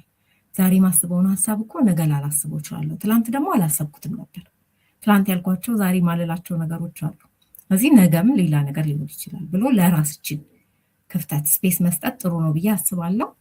በተለይ ለወጣት ሴቶች ይሄ በቃ በምን ልናገረው እያልኩ ነበር ይህን እድል የሰጠሽኝ። እንደውም ጀስት ብዙ ነገር ላይ ገና ነን እና ዌይት ኢትስ ኦኬ አይዲያውን ተቃራኒውንም ለማንበብ ኤግዛማይን ለማድረግ ጊዜ መውሰድ። በተለይ ሳያገቡ ደግሞ የሚሉት በጣም ነው የሚገርመኝ። አሁን ሳታገቢ የምታስቀምጫቸው ሜሴጆች ብዙ ቦታ ነው የሚደርሱት፣ ሰው አያውቀውም። ያንን መስሎ የሳለችውን አይነት ሰው መስሎ ተዘጋጅቶ ይመጣል ሳይሆንና መኪና ያለው ነው የምፈልገው ሲል 4 ቀንድ ያለው እሳት የሚተፋ መርዛም ጭራ ያለው ግን መኪና ይዞ ሊመጣ ይችላል። we have to be careful what we put out there. It's not just our friends. በጣም የሚወዱሽና የሚያከብሩሽ ሰዎች ብቻ አይደሉም ነገሮችን የሚሰሙት። በጣም ማይወዱሽና ደግሞ ማያከብሩሽም ሰዎች እቺን ሴትዮ በምን ቀን አግኝተናት የሚሉም ሰዎች አሉ፣ ተንኮለኞች። አንዳንዱ ያው ጤናማም ስላልሆነ ነው አይምሮ እንደዛ የሚያስበው። እዚችን ክፍተት አስቀምጦ መሄድ ጥሩ ነው። አሁን ያለውበት መረዳት እዚህ ጋር ነው። አይዶን ነው እንግዲህ ነገ ምን ላስብ እንደምችል አላቅም፣ ከነገ ወዲያ ምን እንደምል አላቅም። አሁን ግን የሚመስለኝ እንደዚህ ነው ብሎ ማቅረብ ይሻላል ድምድም ከማድረግ ባይነኝ። በጣም በጣም ደስ የሚል ነገር ነው እንዳልሽው፣ ለሁሉም ሰው የሚሰራ ነገር ነው። ግን በተለይ በጣም ለወጣቶች ደግሞ የሚናገሯቸው የሚጽፏቸው እንደዚህ አይነት ነገሮች ላይ በተለይም በጣም ግላዊ የሆነ ነገር ላይ ደግሞ ሲናገሩ ምን አይነት ጥንቃቄ መውሰድ አለባቸው የሚለውን ይህንን ፕሮግራም ከሰሙ በጣም ቆንጆ መልእክት ነው ፌቡ እያስተላለፍሽው። በጣም ቴንኪው። በክፍል 2 መጨረሻ ላይ የዘጋ ነው የነበረው ጥያቄ የሚይዘን እንመለሳለን የሚል ከፌሚኒዝም ጋር የተነሳ አንድ ሀሳብ ነበርና 2 አሉ፣ ግን ያው አንደኛውን ብናቀርበው ያው ሌላኛውን የሚያሳያል በሚል በዛው አንቺ ትሄጅባቸዋለሽ። ለምሳሌ ፌቨን አይ አፕሪሺየት ዩር ኢንስፓይሬሽንስ አስ ዌል አስ ዩር አክሽንስ፣ ግን አንድ ጥያቄ ያለኝ እሱም ፌሚኒዝም የገዛሹ በደንብ አይተሹ ተረድተሹ መፍትሄ የያዘ ቀመር ነው ብለሽ ነው እስቲ ጊዜ ሰተሽው።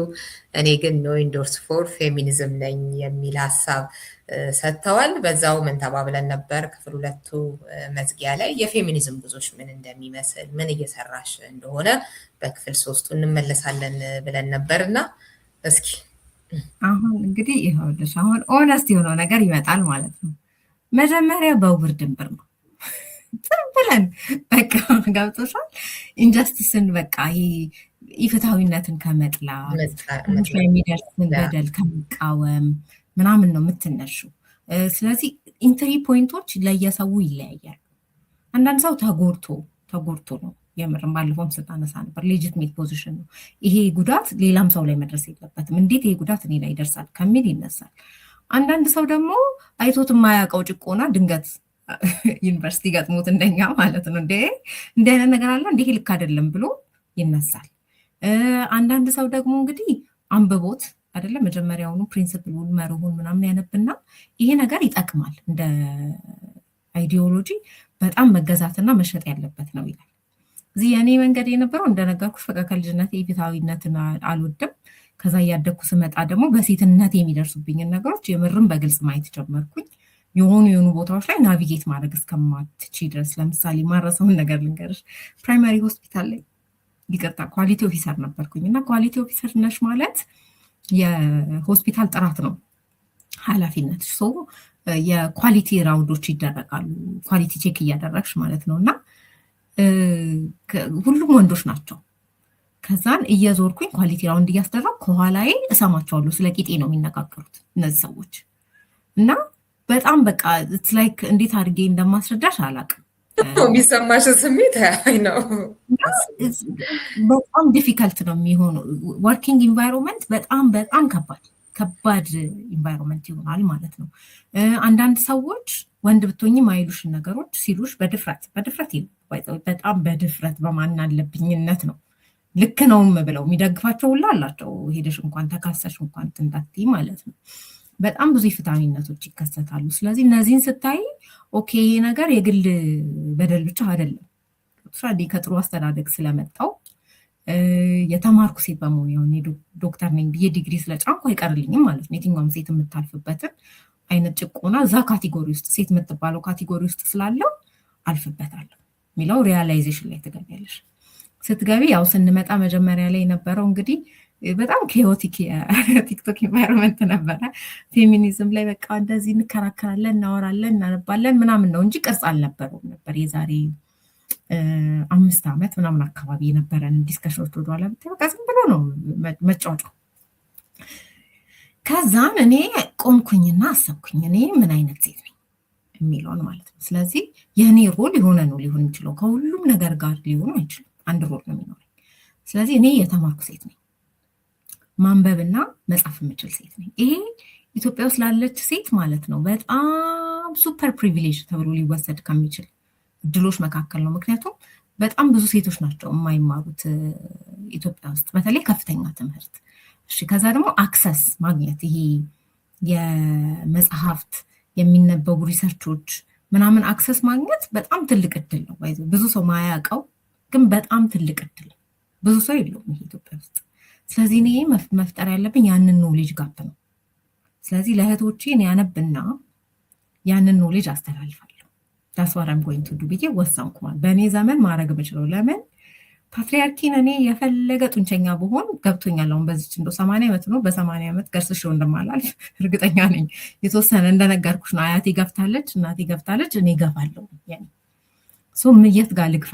ቦታ ትመጣለች ማለት ጠርዝ ላይ ነው የምገፋው፣ ከመሀል ነው የምገፋው። ስለዚህ እኔ በእውቀት ነው ያለኝን ነገር ኮንትሪቢዩት ማድረግ የምችለው። ምን ሆነ መጀመሪያ አካባቢ ቶፒክ እየመረጥን በዛ ላይ እያነበብን ነበር የምናደርገው። ሌተር ኦን ግን የዛሬ ስንት ወር መስለሽ ወደ 5 ወር አካባቢ የተወሰንን ልጆች ቁጭ ብለን ተነጋገርን። አንድ ሬቨን የምትባል የኔ ጓደኛ አለች፣ በጣም ብሪሊየንት ማይ ጋድ አይ አድማየር ዳት ውመን፣ በጣም ብሪሊየንት ናት። አሜሪካ ሀገር ነው የምትኖረው። አንድ ደግሞ ሳፒር የሚባል ጓደኛ አለኝ፣ እሱም በጣም ብሪሊየንት የሆነ ልጅ ነው። ስለዚህ ቁጭ አለንና ኦኬ ምን እናድርግ፣ ስለዚህ ስለብለን አሰች መጀመሪያ መጽሐፍ ሪዲንግ ጀመርን። ስለዚህ አሁን አንብበሽ ነው ወይ ተረድተሽው ነው ወይ ለሚለው አዎ አንብቤ ነው። ስፔሲፊክሊ ደግሞ የሮዝመሪ ቶንግን ፌሚኒስት ቶት የሚል አካዳሚክ ስታንዳርድ ቴክስት ቡክ ነው። አንድ ሰው ፌሚኒዝም ተማርኩ ሲል ልክ አሁን ኢንተርናል ሜዲሲን ሃሪሰን እንደሚለው እንደ ዩኤስ ካሪኩለም ይህን መጽሐፍ ማንበብ አለበት። እሱም መጽሐፍ ሙሉን መጽሐፍ አንብቤ ያለሁም። ከዛ ደግሞ ቻፕተር ባይ ቻፕተር ላይቭ ላይ ለሁሉም ሴቶች እንዲደርስ ኤቭሪ ዊክ እየከፈትን ያንን መጽሐፍ ሪዲንግ አዘጋጅተናል ለ3 ይህንን ሴሽን ማለት ነው። which was በጣም ሰክሰስፉል ብዬ ነው ወደ 11 ምናምን የሚደርስ ላይቭ ሴሽን ነው። ፖስት አደርገው ስለነበረ ሄደው ማየት ይችላሉ ሰዎች። ከዛ ግን ስናልፍ ይሄ ነገር ሙቭመንት አይደለ እንትኑ። ስለዚህ ሶሻል ሙቭመንት ሪደር ሙቭመንቶች እንዴት ነው የሚወለዱት ምናምን የሚለውን ደግሞ እሱንም መጽሐፍ አንብበናል ቁጭ ብለን አንድ ላይ በጋራ ማለት ነው። ስለዚህ ብቻዬን ሁሉ አይደለም ማነበው፣ ሌሎች ሰዎች ሁሉ አስነብባለሁ ለማለት ብዬ ነው ለቅድሙ ጥያቄ። አሁን ደግሞ ለ6 ወር የሚቆይ 3 ወር ጊዜ ፈጅተን ያዘጋጀ ነው ሲለብል አለ። በየ15 ቀኑ ነው የሚካሄደው። ስለዚህ ስፔሲፊክ ቶፒክስ በሙሉ አዘጋጅተን በነዛ ቶፒክስ ላይ ቴማቲክ ሪዲንግ ከ4 ከ5 መጽሐፍት ቪዲዮ ደጋፊ የሆነ ቪዲዮዎች ያሉበት ሲለብሎችን አዘጋጅተን የቴሌግራም ግሩፕ አለን። እስካሁን ድረስ ከ500 ምናምን በላይ አባላት አሉት። በጣም ለእኔ ዋን ኦፍ ሰክሰስስ ዊ ዲድ ብዬ ነው ማስበው። በዚህ ዓመት ከሰራናቸው በፌሚኒዝም ላይ ውጤታማ ስራዎች መካከል ጥቀሽ ብባል እንደዚህ የተቀናጀ ሪዲንግ ሲለብል አንደኛ ፓትሪያርኪ ተብሎ እንትን መጽሐፍ ቻፕተር እንደዚህ ሪሰርቾች ምናምን አሉበት። ሶ ፖለቲካል ቲዮሪውንም ፌሚኒዝሙንም አብረን የምናነብበትን ፕላትፎርም ሰርተናል። ስለዚህ ማንም ማንበብ የሚፈልግ ሰው መምጣት ይችላል። ፐብሊክ ነው፣ ሪዲንግ ሰርክል ነው የሚለው፣ ለወንድ ለሴት አይልም። ከቲዮሪዎቹ ከእንትኖቹ ከፋሚሊያራይዝ ራሳችን እንድናደርግ ነው። አሁን ይህን ሳነሳ ዌስተርን ነው የምታነቡት ምናምን የሚል ነገር ይነሳል። አዎ ዌስተርን ነው እያነበብን ያለ ነው፣ ግን ወደ 14 የሚጠጉ ደግሞ የሀገራችንን ሪሰርቾች ለማካተት ሞክረናል። ፌሚኒዝም ላይ የተጻፈ እንደዚህ እንትን አላገኘንም። መጽሐፍት ግን አሉ። ለምሳሌ ልቦለዶች አሉ። ባለፈውም እንዳነሳሁልሽ የኡማር አይነት መጽሐፍትን ኤግዛማይን ማድረግ ፊልሞች ይኖራሉ። ከዛ ውጭ ደግሞ ሪሰርቾች አሉ። ብዙ ሪሰርቾች አሉ አዲስ አበባ ዩኒቨርሲቲ የተሰሩ፣ ውጭ ሀገር የተሰሩ። ሳሞፍተን በኢትዮጵያውያን ናቸው፣ ሳሞፍተን በውጭ ሀገር ሰዎች ነው የተሰሩት። እነሱን ሪዲንግ እንትን ውስጥ ለማካተት ሞክረናል። የፌሚኒዝም አይዲዮሎጂን ገዝተሽው ነው ወይ ካሉኝ፣ አዎ ገዝቼው ነው። እኔ አምኜበት በጣም ይሰራል ብዬ አስቤው ከዛ ደግሞ ለሌላ ሰው ሁሉ ሪኮመንድ ሁላ አደርገዋለሁ። ሰው ሁሉ ፌሚኒስት ቢሆን የልቤ ምኞት ነው።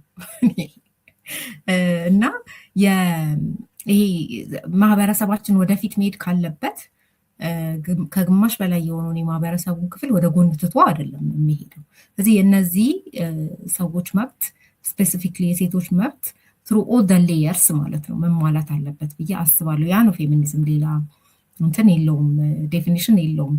ስለዚህ ፖለቲክሊም ሆነ ሶሻሊም ሆነ ኢኮኖሚክሊም ሆነ ኢን ኤኒ ሼፕ ኤንድ ፎርም የሰው ልጅ መብት መከበር አለበት ብሎ የሚያስብ ሰው፣ እኩል ነው ብሎ የሚያስብ ሰው ሴቶች እኩል ናቸው የሚለው ሊቆረቆሩ አይገባም። ስፔሲፊክሊ ሲመጣ ማለት ነው። ልክ የአካል ጉዳተኞች ተብሎ ሲባል አሁን የማይቆረቆረው ሰው ልክ ሴት ሲባል ሲቆረቆሩ ትሰማለች። ለምንድን ነው የሴት መብት ሴት እኩል የምትሆነው እንዴ? አዎ ሴት እኩል መሆን አለባት። ስለዚህ እንደ ኒዲ ግሪዲ ፓርቱ ላይ ደግሞ ከገባን ዲቴልስ ላይ ከገባን ፖለቲካል ቲዮሪውን እንዳለ እያነበብን ከሆነ መስማማቸው አልተስማማቸው አሉ። ልክ የትኛውን ፖለቲካል ቲዮሪ ወስደሽ ይሄኛውን ክሪቲሳይዝ አደርገዋለሁ ገዛዋለሁ፣ ይህንኛውን ደግሞ እሸጠዋለሁ ብለሽ የምታስቢ ወይም እጥለዋለሁ የምትይው ነገር ይኖርሻል። ሶ ፌሚኒዝም ተብሎ ሲታሰብ ጥቅል አይዲዮሎጂ እንዳለ ሆኖ ብዙ ብራንች አለው ውስጡ ላይ። ሶ አሁን እኔ ኢኮ ፌሚኒስት ነኝ ብዬ ራሴን አይደንቲፋይ አላደርግም። ለምሳሌ ያ ማለት ግን የኢንቫይሮንመንታል ኢሹስ አይመለከቱኝም። ለሰው ልጅ ጭቆና የተፈጥሮ ላይ የምናደርጋቸው ነገሮች ኮንትሪቢሽን የላቸውም ብዬ ስለማላስብ አይደለም። ሴቶችን ነፃ ለማውጣት ግን ሜጀር መንገዱ ነው ብዬ ስለማላስብ ነው። ሶ እያንዳንዱን እንትኖች አሁን እንግዲህ ሰዓቱም አይበቃንም ብንገባበት፣ ግን በስነስርዓት በእያንዳንዱ ውስጥ ገብቼ እያንዳንዳቸውን ቲዮሪ አይቼ ይሄኛው ስፔሲፊክሊ ደግሞ ለእኛ ሀገር ይሰራል ብዬ ሁላ አስቤ ከዛ ደግሞ እሱን ደግሞ እንዴት ነው ወደ ኢትዮጵያ ኮንቴክስት የምናመጣው? አሁን ደግሞ ቁጭ ብዬ ኦኬ እንደውም በኢትዮጵያ ኮንቴክስት እንዴት ይደረግ፣ አሁን ማርክሲዝምን ኢትዮጵያ ላይ እንዴት አፕላይ እናድርግ ተብሎ ይታሰባል። ክርክሮች አሉ። አሁን ካፒታል እንትን ሳይኖር ምናምን እያሉ ሰው ይከራከራል ገዝቶ። በሴም ዌይ ኢትዮጵያ ውስጥ እንዴት ይመጣል የሚለው ነገር ነው አሁን ላይ የሚያሳስበኝ እንጂ የፌሚኒዝም አይዲዮሎጂ በደንብ ወድጀው ከዛ ደግሞ ከኛ በፊት ለሄዱ ሴቶች ሁሉ በህይወት ላሉም ለሞቱም ከመጀመሪያው ጥያቄ ካነሳችሁ ሴት ጀምሮ ልዩ ክብር አለኝ። እንደ ሀገር ባለውለታ ሰው እንደሚያስበው እኔ ደግሞ ፓትሪዮት ናቸው ለኛ ብዬ ነው የማስበው። ኢንክሉዲንግ የአፄ ኃይለሥላሴ ጊዜ የነበሩ ሴቶች፣ በደርግ ጊዜ የነበሩ ሴቶች ኢትዮጵያ ውስጥ ያንን ጥያቄ ያነሱት፣ ከዛን ደግሞ አሁን እንደነ የኡማር አይነት ደግሞ በወያኔ ጊዜ የነበረውን ነገር የጻፍ ሁሉንም ነው መወዳቸው። በጣም አም ቬሪ አፕሪሺዬቲቭ። አንድ ገጽ ጥያቄ የጻፈ ሴት ከነበረ አም ሶ አፕሪሺዬቲቭ ኤንድ ሪስፔክትፉል። ለነዛ ሴቶች ትልቅ ክብር አለኝ። ሶ በደንብ አድርጌ ነው የምወስደው። የሚያሳጣን ነገር አለ ነው። አሁን የብዙ ሰው ክርክር ባህል ያጠፋል፣ ሃይማኖት ያጠፋል፣ ምናምን ያጠፋል። እኔ ደግሞ ምለው ይህንን የሚያነሱ ሰዎች የባህል ቤዚክ አንደርስታንዲንግ የላቸው ብዬ ነው የማስበው። ባህል ኢሰንሻሊ ዳይናሚክ ነው። ኢሰንሻሊ በቴክኖሎጂ የሚሻሻል፣ በሶሻል ሙቭመንት የሚሻሻል፣ በኢኮኖሚ የሚሻሻል፣ በብዙ ነገር። ለምሳሌ እኛ እንደዚህ በቪዲዮ የማውራት ባህል አልነበረም ኢትዮጵያውያን አይደለም። በቃ የሚሆን የነበረው ድሮ ቢሆን እንደው ቡና እንጠጣ ተባብለን ብለሽ ሪዮትዬ ትመጪ ነው ወይ ህፃን ልጅ ልከሽብኝ ከዛ ቡና አፍልተን አይደለ ቁጭ ብለን ነበር የምናወራው። አሁን ያለው ደግሞ እንደዛ አይደለም። ቴክኖሎጂ has changed the culture። ስለዚህ ባህል ያስ ይቀየራል። ባህል በተፈጥሮ የሚቀየር የሚለወጥ በሶሻል ሙቭመንቶች አፌክትድ የሚሆን ነገር ነው። ስታቲክ ሆኖ እንደዚህ ቀጥ ብሎ የቆመ ባህል የለም በዓለም ላይ። ኪፕ ልናረጋቸው የሚገቡ የኛ የሆኑ ባህሎች አሉ ኦፍኮርስ፣ ያውም የማንነታችን ኩራት የሆኑ ሁላችንም አፕሆልድ የምናረጋቸው ነገሮች አሉ። እነሱን ደግሞ ደረታችንን ገልብጠን እንኮራባቸዋለን። ባህል የጭቆና ምንጭ ሲሆን ግን ይወገዳል። ልክ አሁን የሴት ልጅ ግርዛት የጭቆና ምንጭ ነበረ፣ መወገድ አለበት እየተባለ ያለ እድሜ ጋብቻ የጭቆና ምንጭ ነበረ። በፊት እኮ እልል ተብሎ ባህላችን ተብሎ አፕሆልድ የተደረገ ነገር ነው፣ ይወገዳል። ሴም ዌይ አብሮ እየተወገደ የሚቀር ነገር እንደሚኖር እርግጠኛ ነኝ። ይሄንን ፌሚኒዝምን ባይመጣ አይቀርለትም ነገርየው፣ ዓለም እየተቀየረች በመሄዷ ማለት ነው። ግሎባል የሆነው ኢፌክት ራሱ ያስገድደናል አሁን እንደዚህ የሆነን እንድንንቀሳቀስ ማለት ነው። ስለዚህ ትንሽ ልብን ማስፋት ጥሩ ነው። ምንድን ነው የሚለው ብሎ ማሰብ፣ በደንብ መርምር የሚለውን ወድጀዋለሁ። በጣም በደንብ እየመረመርኩት ነው። ከፌሚኒዝም የተሻለ እኛ ሴቶችን ነፃ ያወጣል የምለው ሀሳብ ላይ ከደረስኩ ሀሳቤ እንደምቀይር እርግጠኛ ነኝ። ኢዘር ዌይስ በግቡ ሴቶች ነፃ መውጣታቸው ነው የመጨረሻ ወገን እና በጥልቀት እየመረመርኩት ነው። አሁንም እየመረመርኩት አለው። ሪዲንግ ግሩፕም የተመሰረተው ለዚህ ዓላማ ነው። ቁጭ ብለን እኔ ደግሞ ያለያየሁትን ሳይ ሌሎች አንበቦ እንዲያሳዩኝ በጋራ እያነበብ እንድናወራ እንድንሞጋገትበት አይመስለኝም ብለን ሁላችንም የጋራ ግባችን አንድ ነገር ነው ብዬ ነው ማስበው። ኢዘር ዌይስ ጭቆናን ማጥፋት ነው። ስለዚህ ጭቆና ለማጥፋት መንገዱ እንደዚህ አይደለም ከተባለ እናዳምጣለን። የተሻለ ግን ምክረ ሀሳብ ይዞ መምጣት ይጠይቃል። እኔ ከዚህ መጽሐፍ አንብቤ ያለው ይሄ ነገር ነው የሚያዋጣው፣ በዚህ መንገድ ነው ነፃ የምንወጣው ብሎ ካመጣ አንድ ሰው እንሞክረዋለን። ኢዘር ዌይስ ነፃ መውጣት ነው የምፈልገው። እሱ ነው ጥያቄው። አግባብ ነው፣ በደንብ አግባብ የሆነ ጥያቄ ነው ብዬ ነው ማስበው። እንደዚህ እየመጡ ደግሞ ቢሞግቱን እኔ ደስ ይለኛል፣ ቅሬታም የለብኝም። እና አይ ሆፕ ኤቭሪባዲ ቢካምስ ፌሚኒስት። እኔ ሁሉ ሰው ይሆናል ብዬ ተስፋ አለኝ አንድ ቀን። እውነት ነው እኮ ማለት የሆነ የተለያዩ ቅድም እንዳልሹ የፌሚኒዝም አይነቶች ላይ አይን ይሄኛውን አልገዛውም ምን ይሄኛውን እገዛዋለሁ እንደዚህ ልትባባይ ትችላለሽ። ግን መሰረታዊ ሀሳቡ ምንድነው? ፌሚኒዝም ምን ማለት ነው ሲባል ግን ያው ፌሚኒዝምን አልወድም አልቀበልም ወይንም ደግሞ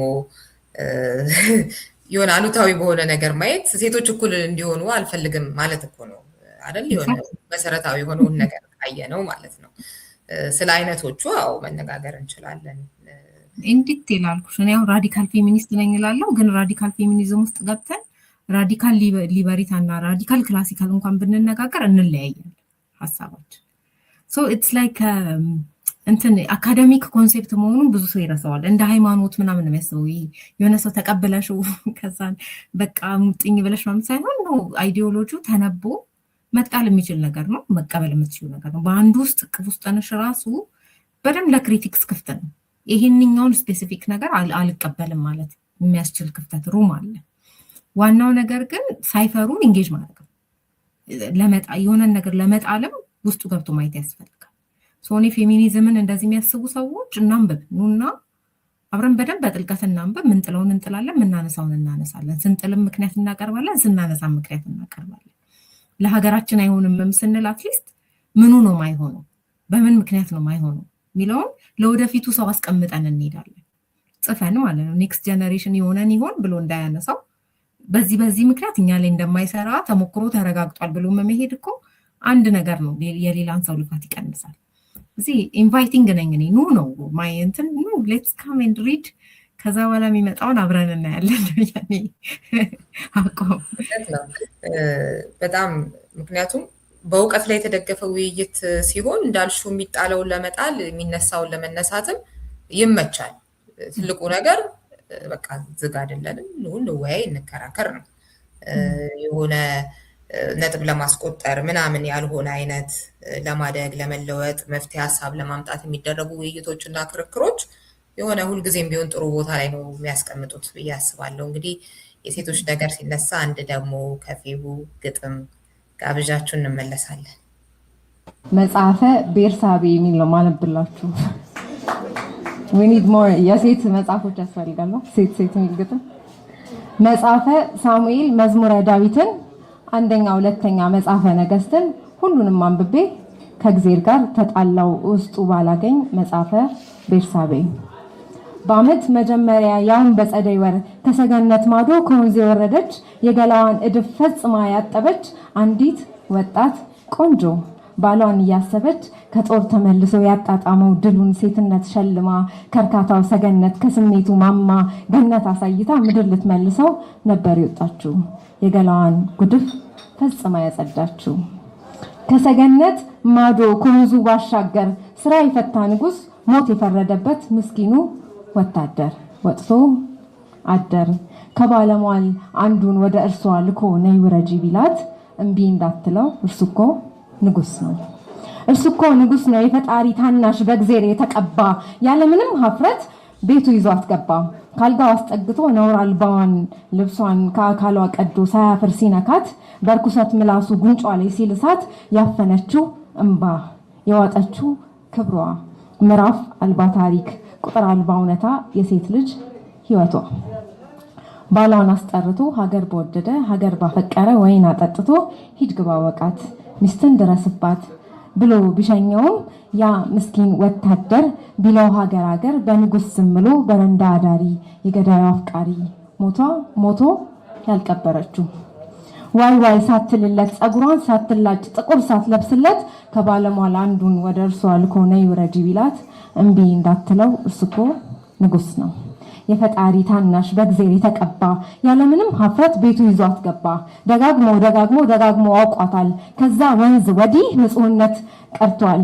የወለደችው ሕፃን የእርሷን ጥበብ ወስዶ የአባቱን እርኩሰት ካገኘው ሴት ጋራ በስሜት መውስለት 300 ባለቤት 700 ቁባት። መጽሐፈ ቤርሳቤ ከእግዚአብሔር ጋራ ጸዊ። በጣም ደስ የሚል ግሩም ግጥም ነው እና በቃ በጣም እንዴት የሚያመኝ ታሪክ እንደሆነ ይሄ ታሪክ ልነግርሽ አልችልም። እና በቃ ዳዊት እንግዲህ ፈጣሪ እንደ ልብ ያለው ምናምን በቃ ብዙ ነገር የዳዊትን የተነሳበትን የእረኝነቱ ምናምን በጣም ብዙ ነገሮቹን አስብና ግን በቃ የሆነ ለሱ ያለኝ ነገር ደግሞ የሚያበላሽ ትልቅ ነገር ነው እና በተለይም ተንኮሉ ምናምን እዚህ ጋር የሚጫወተው። ከዛ ግን ብዙ ጊዜ የሚወራው ያው ዳዊት ነው ወይ ከንስሐ ጋር እንደዚህ ተያይዞ ወይንም ወታደሩ ነው። እጅግ በጣም ልብ የሚያሳዝን ወታደር ለአገም በቆመ አንቺ በግጥምሽ ላይ ቆንጆ እንደገለጽሽው የደረሰበት ነገር። ቤርሳቤ ግን በቃ ትረሳለች የእሷ ህመም እና እኛ ጻፍላት እንግዲህ ታሪክ ሴቶችን በዚህ መንገድ ኢፍትሐዊነት እንግዲህ ብዙ ሰው ሲያስብ ከጾታዊ ጥቃት አንጻር ብቻ ነው የሚያስበው። ብዙ ጊዜ ግን ኢፍትሐዊነት ከታሪክ ማህደርም መሰረዝ እና የአንቺ ሳይድ ኦፍ ስቶሪ አለመጻፍ የአንቺ እውነታ አለመጻፍን ይጨምራል። ለዛ ነው ስለ ታሪክ ሳስብ ሁል ጊዜ የሴቶችን ታሪኮች ለመፈልፈል እሞክራለሁ። ሄጄ እሷስ ምን ሆነች? እንዴት ሆነች? ከየት ነው የተወለደችው? ማን ናቸው ዘመዶቿ? እንዴት አደገች? ምናምን የሚሉ ጥያቄዎችን አይመልሱልኝም። በተለይ መጽሐፍቶቹ እንደዚህ ድሮ የተጻፉ ኦር በቃ ኖርማል ነው ሴቶችን ኢግኖር ማድረግ። እንግዲህ አሁን ማይቆጠሩበትም ነው እንደ ሰውም አይቆጠሩም። እንግዲህ ቁጥራቸውን ሊስት እንኳን ሲያደርጉ ከሴቶች እና ከህፃናት ውጪ ምናምን የተባለ አሁን እዚህ ውስጥ የሚፈጠሩ የፍትሐዊነቶችን ስታይ ማለት ነው እቺ ቤርሳቤ የምትባል ሴት እንዴት ነው ያያት? ምን እየሰራሽ ነው ያያት? ልታማልለው እየሞከረች ምናምን እኮ አይደለም። እሷ ዴይሊ ሩቲኗ ላይ ናት። ገላዋን ልትታጠብ የወጣች ሴት ናት። እሱ ግን ብዙ ኃላፊነት ያለበት ጦርነት ላይ ያለ ንጉስ ነው። ሲንዘባነን ስራ ፈታ ንጉስ። አዎ ስራ የፈታው እሱ ነው። በጣም ብዙ ኃላፊነት ጦር ሜዳ ላይ ያለ ሰራዊት እንግዲህ።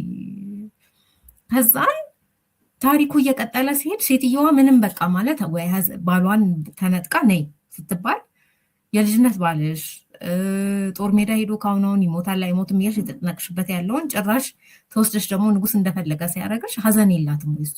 የሚነገርላት? ታሪክ የላትም ወይ የሚነገርላት? ማቅ አለበሰችም ወይ?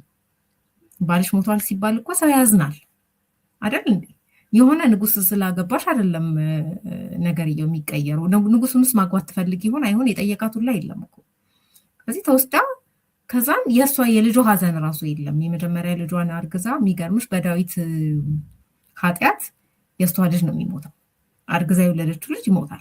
ቢያለቀስ ንስሐ ቢገባ ኖ ለዚህ ኃጢአት ተብሎ ስለዚህ እቺ ሴትዮ ኢንቱ ኮንሲደሬሽን ሁላ አትገባም ነው የምልሽ። ጭራሽ 9 ወር አርግዛለች እኮ ምጧ ከባድ ነበረ ምናምን የሚባል ነገር የለም።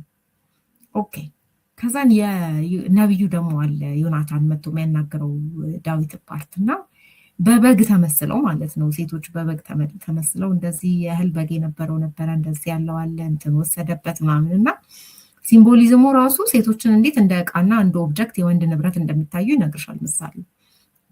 ከዛ ግን በጣም የመከራከሪያ ነጥቤ ኦኬ አሁን ሰለሞን ምን ሆኖ ነው ኢንዳፕ ያደረገው? እንግዲህ ቤርሳቤ ሰለሞን እናት ናት።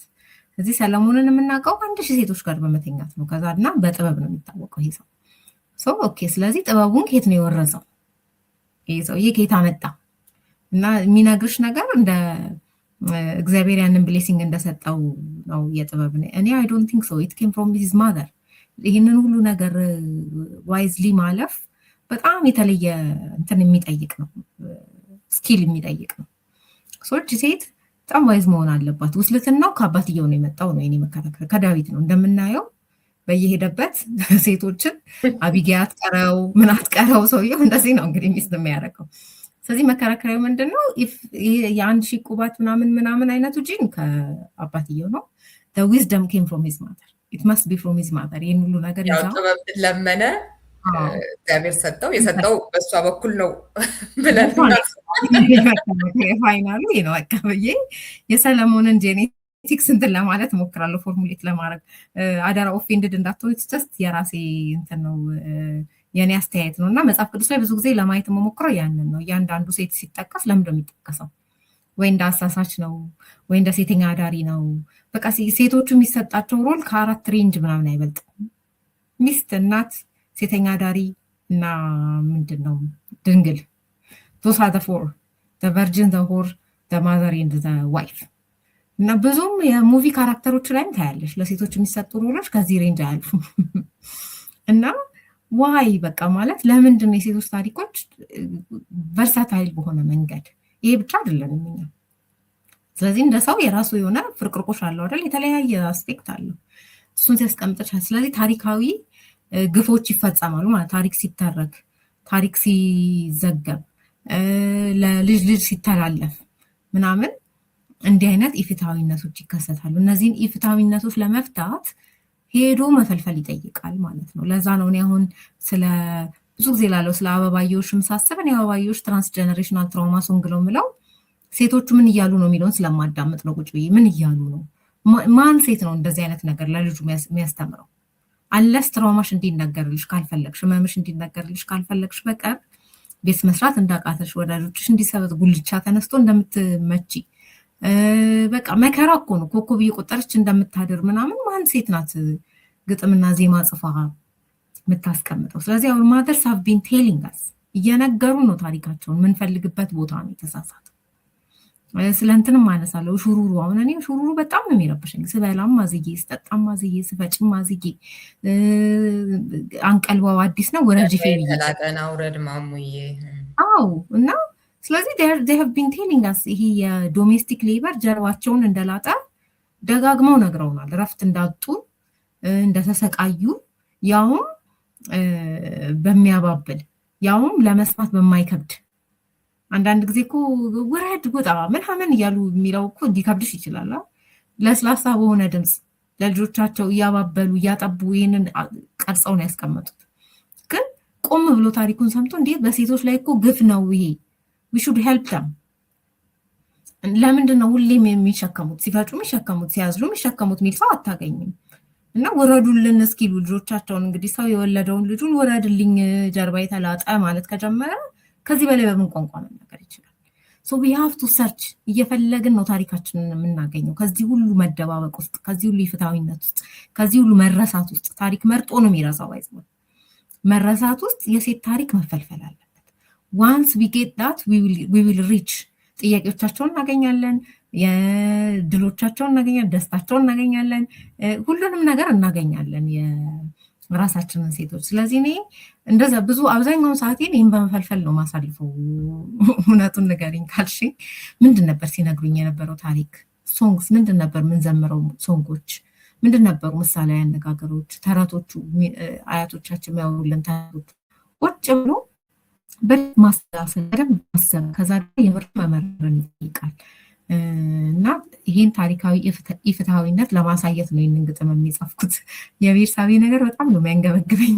ከሁሉም ሴቶች ደግሞ የእሷ ለምን እንደሆነ አላውቅም፣ በጣም ግብግብ ነው የሚያደርገኝ። በጣም የሚያም ነገር አለዋ አይደለ?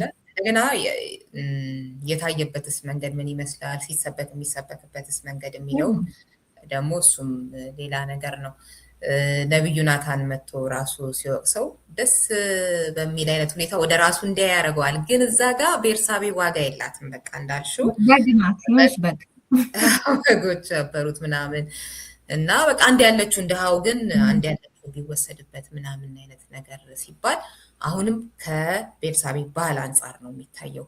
የቤርሳቤ ሳትፈልግ ያ ሁሉ ነገር መፈጸም፣ ማርገዝ ምናምን ስሜት ምናምን ምንም እዛ ጋር የለውም እና በጣም እሱ ጋር የሚገርም ነገር አለው። እንግዲህ አሁን እዚህ ጋር እንዳልሽው ነው ሰዎች ኦፌንድ እንዳይሆኑ እንዳልሽው ያው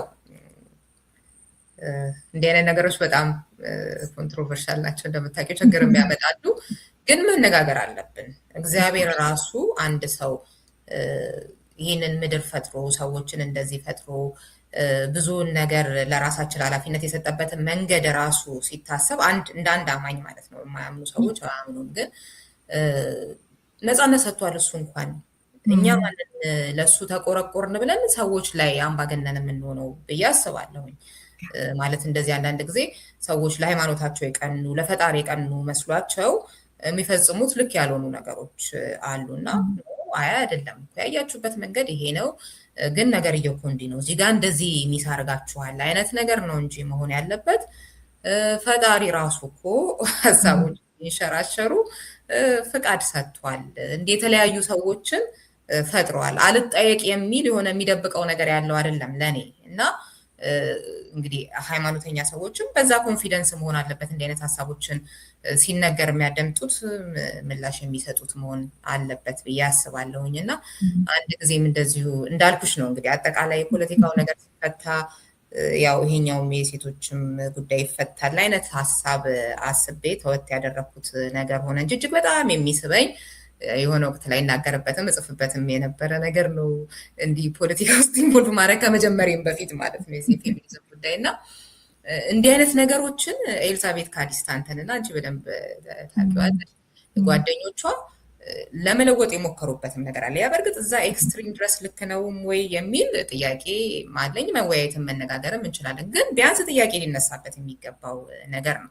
ልክ ያልሆኑ ውክልናዎች ያሏቸውን ያው ከመጽሐፍ ቅዱስ እነሱ ልክ ነው ወዳሉት ነገር የመቀየር ምናምን ብዙ ኤክስትሪም ሄደዋል በእርግጥ እነሱም እና ግን ነገርየው አማኝ ነኝ ሲባልስ እንዲህ አይነሳም ወይ? አእምሯችን መቼም ግድ አናደርገውም አይደለ? አንጠይቅም ምናምን ብለን ማለት ነው። ፈጣሪ አትጠይቁኝ አይልም ምናምን እና እኔ አንዳንዴ እንደዚህ አይነት ነገሮች ከበድ ሲሉኝ ቅዱሳት መጽሐፍት ውስጥ ያው በእኔ ጉዳይ አማኝ ስለሆንኩኝ ክርስትና በመጽሐፍ ቅዱስ ማለት ነው አንዳንዴ ዘራ ያዕቆብ ያለው ነገር ይመጣብኛል። ፈላስፋው ዘራ ያዕቆብ እና ይሄ ሴትን ከፈጠረ ከእግዚአብሔር ሊሆን አይችልም አይነት ነገር ብዬ የሚከብዱኝ ነገሮች ማለት ነው። እና ግን ዋናው ነገር በፍጹም ይሄ ጉዳይ መነሳት የለበትም፣ ይሄ ጉዳይ ከተነሳ እንደው ኑገር ምናምን መባል የለበትም ብዬ አስባለሁኝ። እንደው ፌቡዬ እንትን አልኩኝ ትንሽ ረዘም ጥሩ ነገር ነው ያልሽው። እኔ ወድጀዋለሁ። እንኳን አልሽልን። እንደው ከዚሁ ጋር ተያይዞ ለመውጫ አለቅሽም አንድ ክፍል ቢያንስ እንጨምራለን ብዬ አስባለሁ። ምክንያቱም ፎቶዎች ላይ እናወራለን ያልኩትን አሁንም ምንም ሳናወራበት ልንለያይ ስለሆነ አንድ ተጨማሪ ክፍል ቢያንስ አስቸግርሻለሁ የሚቀጥለው ሳምንት ብዬ አስባለሁ። አንቺ እቸገራለሁ። ቴንኪው በጣም እንደው ከዚሁ አሁን ካልኩሽ ነገር ጋር በተያያዘ ሊሆን ይችላል ወይም ሌላ እንደው ክፍተት እንዳይፈጥር ቢረዱ ብለሽ የምታስቢው ነገር ካለ አንዳንድ አድማጮቻችንን ወይንም ደግሞ ሌላ መጨመር የምትፈልጊው ነገር ካለ ለመውጫ ለአንቺ ድርድስት እንትን ነው አደንቃለሁ። ባይዘው ይሄ ዚል የሚባለውን ነገር ምንድን ነው? መንፈሳዊ ቅናት ነው። አደንቃለሁ። የሰው ልጅ በሚያምነው ነገር ላይ እንደዚህ አይነት ነገር ሲኖረው ይገርመኛልም አድናቆትም አለኝ። ግን ደግሞ ያንቺ ቅናት በሰው ጭቆና ላይ መሆን አለበት ብዬ አላስብም። ይሄ ለምሳሌ እኔ ኢፍትሐዊነት የሚጸየፈው እንትኔ ተፈጥሮዬ ወይም መርሄ ልክ መጽሐፍ ቅዱስ ሳነሳ ኢፍትሐዊነትን አይቀበልም። ስቲል ሮድሻል እዛ ውስጥ የማያቸውን የሰብአዊ መብት ጥሰቶች፣ የጾታ ጥሰቶች አይ እየተደረገ ያለው መጽሐፍ ቅዱስ ውስጥ ስለሆነ ኢትስ ኦኬ አይልም። የኔ ብሬን ኖ ኢትስ ናት ኦኬ ዋይ ኢዝ ኢት ሃፕኒንግ የሚለውን ማየት ፈልጋለሁ። እንደ ታሪካዊ መጽሐፍ ይህን እነዚህን ጥያቄዎች መጠየቅ ከነበረበት የጊዜ ዘመን አንጻር ከተጻፈበት ኢንቴንሽን አንጻር ምናምን ውጭ ስለሚሆን ችግር የሚፈጥረው መቼ ነው? ሲመዘዝ ነው። አንቺ ላይ ሲመዘዝ ማለት ነው። ሰዎች በጣም ደፋር ናቸው። እኔ የሰዎች ድፍረት በጣም ይገርመኛል። ለምሳሌ ይህንን መለኮታዊ ነው የሚሉትን ቃል አንቺ ላይ ለመምዘዝ በጣም ነው የሚደፍሩት። እግዚአብሔር ሳይመዝብሽ ማለት ነው። እነሱ ይቀድማሉ በቃ። እና ጥያቄ ስታነሺ ወይም ስትጠይቂ ሰዎች መረዳት ያለባቸው ትክክልም ካልሆንሽ እንደሚያምኑት ከሆነ እግዚአብሔር የራሱ መንገድ አለ። አንቺን ዳይሬክት የሚያደርግበት ሪዳይሬክት የሚያደርግበት ምጠፊም ከሆነ ምጠፊበት መንገድ አለ። ሶ በጣም ይጠይቃል። ይሄ ልበሰፊነት የሚጠይቅ ቦታ ይመስለኛል፣ የሃይማኖት ቦታ ማለት ነው። ስፔሲፊክሊ እንደውም ከማመን ምናምን ስለሚነሳ በጣም ልበሰፊነት የሚጠይቅ ነው የሚመስለኝ። ሌላው ቦታ ከእውቀት ምናምን ስለሆነ ማለት ትችላለሽ። ሶ እኔ ሪሊጅን ላይ የምመክረው ነገር ብዙ ጊዜ በእርግጥ ማያነቡ ሰዎች ናቸው እንደዚህ ሆኖ ማገኛቸው። ብዙ ጊዜ መጽሐፍ ቅዱስ የሚያነቡ ሰዎች እንዲህ ሲሆኑ አላይም። በደንብ የሚያነቡ ሰዎች እኛ የምናነሳቸውን ነገሮች ያውቋቸዋል። ጥያቄ ሆኖ ሲመጡም እንዴት እንደሚመጡም ይረዳሉ። ችግራቸው ምንድን ነው? የሚነሱትን ጥያቄዎች መመለስ አይፈልጉም። አሁን ለምሳሌ የሴቶችን ጭቆና በተመለከተ ለምሳሌ ያለ እድሜ ጋብቻ ሊሆን ይችላል ሰው የሚያነሳባቸው እና እሱን በተመለከተ ሲነሳ ዲዛይሩ ስላላቸው ህጻናትንም ስለሚድሩም ወይ ስላስዳሩም ሊሆን ይችላል ከዚህ በፊት ይህንን ነገር ሽንጣቸውን ገትረው ሲከራከሩበት ታያለሽ።